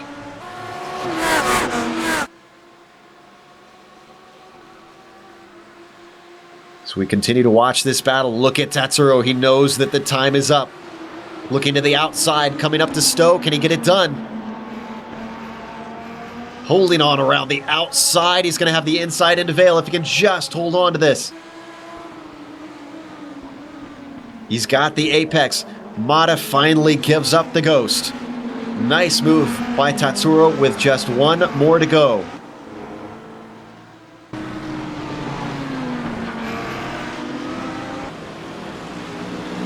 That time by, David Williams took the white flag as the clock ticks down to 0. He was good at the start. He was cool under pressure as he was being trailed by the Iberica team. He started to stretch the legs of that Audi out by the time they hit the end of the first stint. Showed what he had. They had a bad first stop where the Iberica team closed it back in. But still, they would not be denied. As the end of the stint came, he stretched it out to an impressive 9 seconds. And after that second stop, the nail in the coffin came, as it was a whole 25-second gap that they stretched out between them. Now that David Williams has taken the car off of his teammate, of Mitchell de Jong, he comes around Abbey. Heads under bridge. He's got just this slow section left. We watched him win the first round. And with 3 more corners to go, it's going to be 2 for 2, at least on the broadcast, for David Williams and Mitchell de Jong. VRS Coanda Simsport rounds Luffield, comes up to the flat-out kink of Woodcote, and as they cross the line, it's going to be VRS Coanda Simsport number 81 for their second win on air. Oh boy. Battle just in front of them as they leader came across the line. And a whole lap full of it. Go, Phil, go, follow this. They get a whole lap to do it because they were just ahead of the leader.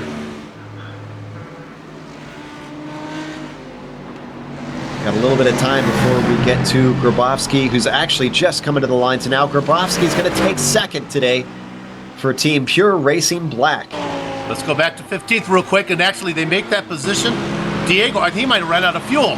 The car in 14th has run out of fuel. That has got to be gutting. Also, Neto Nascimento takes the podium spot. What a run from 15th to 3rd for iRacing Brazil.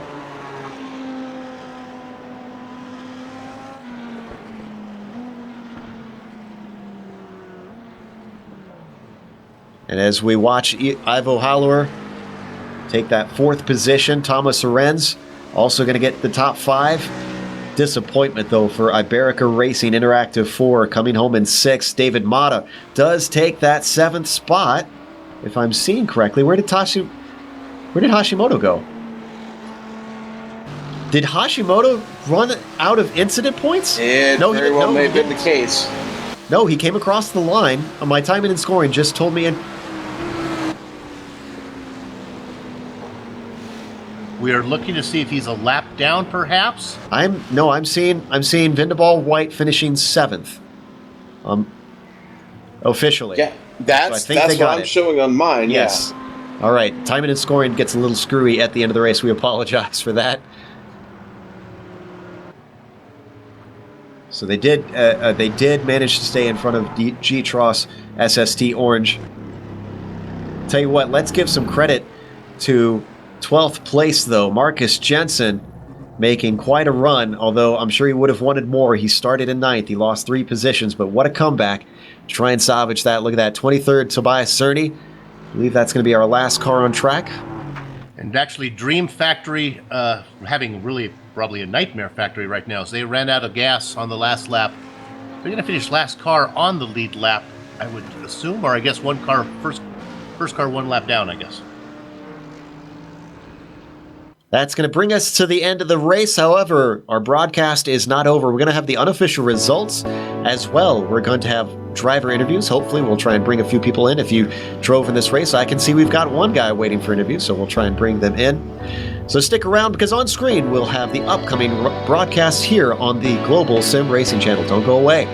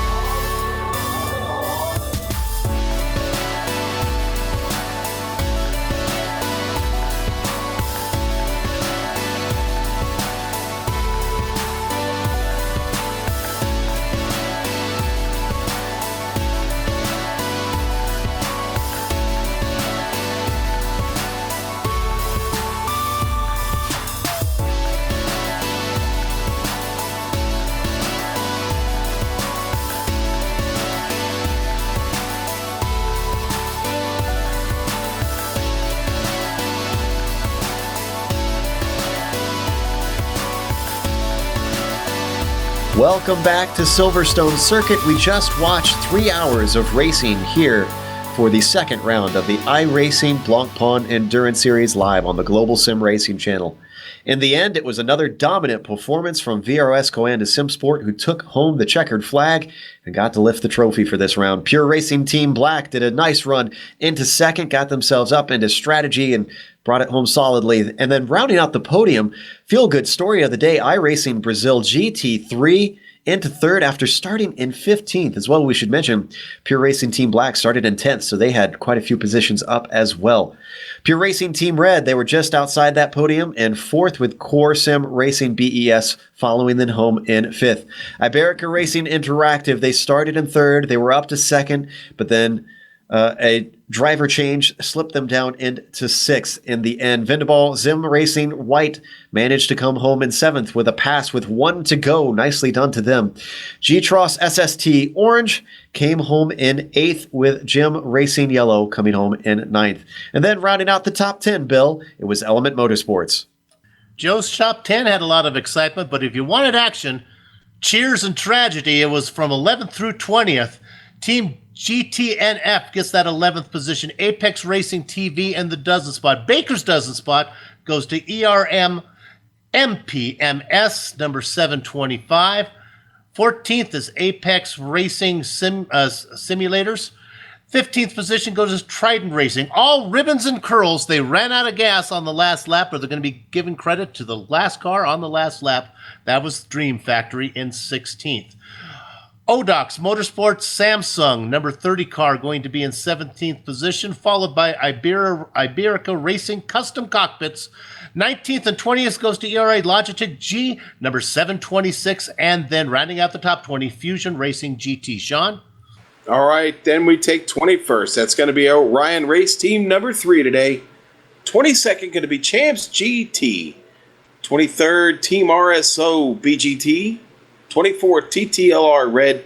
Those guys had a little bit of bad luck. They had a good run going. 25th, going to go to BSR J Blanco Team Black. 26th, Gecko Vortex Sim Racing Blue. 27th, Atomic Motorsports number 2.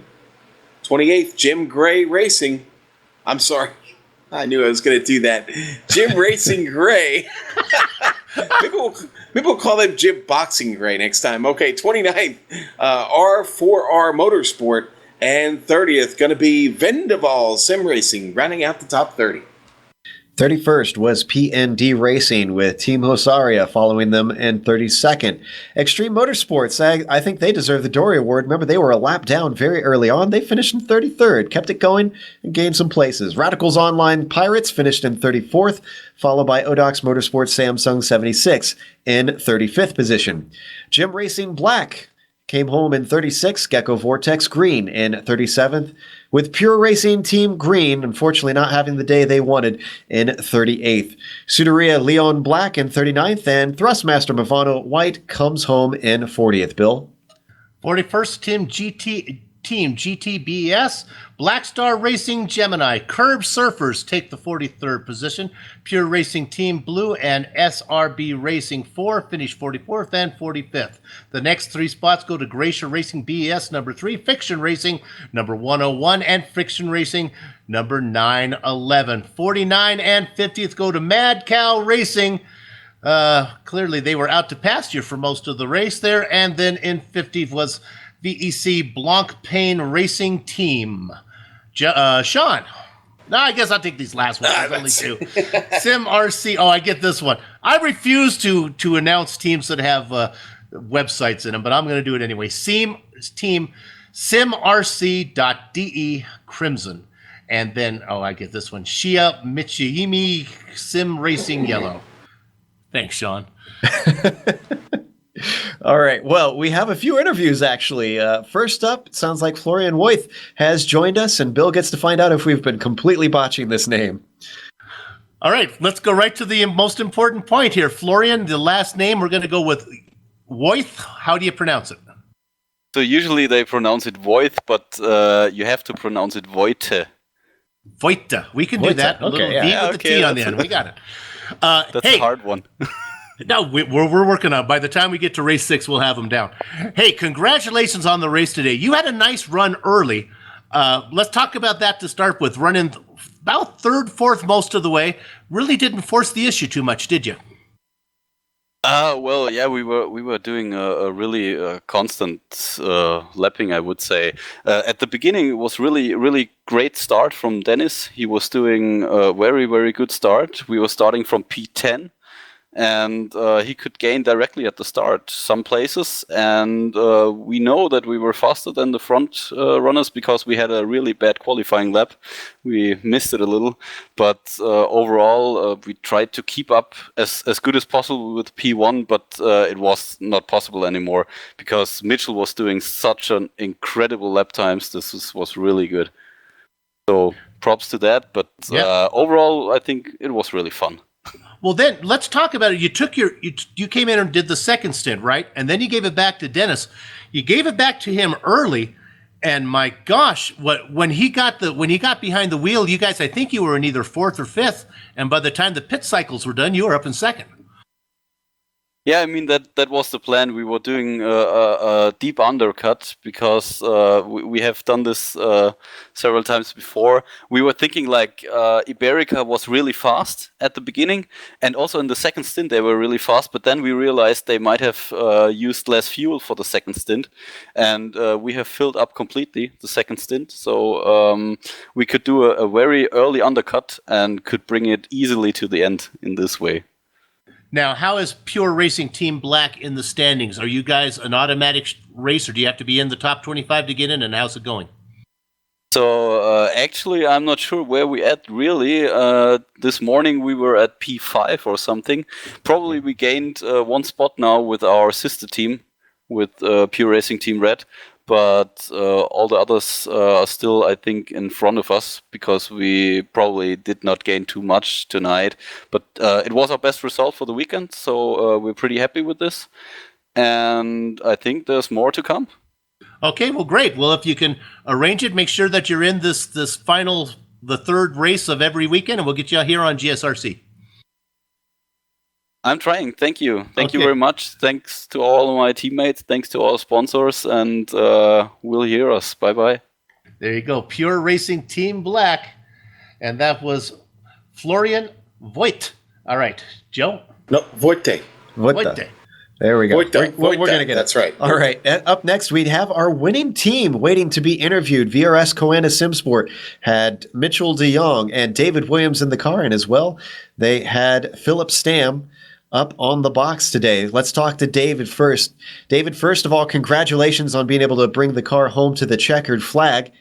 Are you guys feeling pretty confident about your chances of getting this team into the official Blancpain series at the end of this qualifying round? Well, I mean, obviously we've had a brilliant first two rounds of the championship, so we're off to a really good start. Mostly thanks to Mitchell. His pace has been amazing, especially today. His pace was just incredible.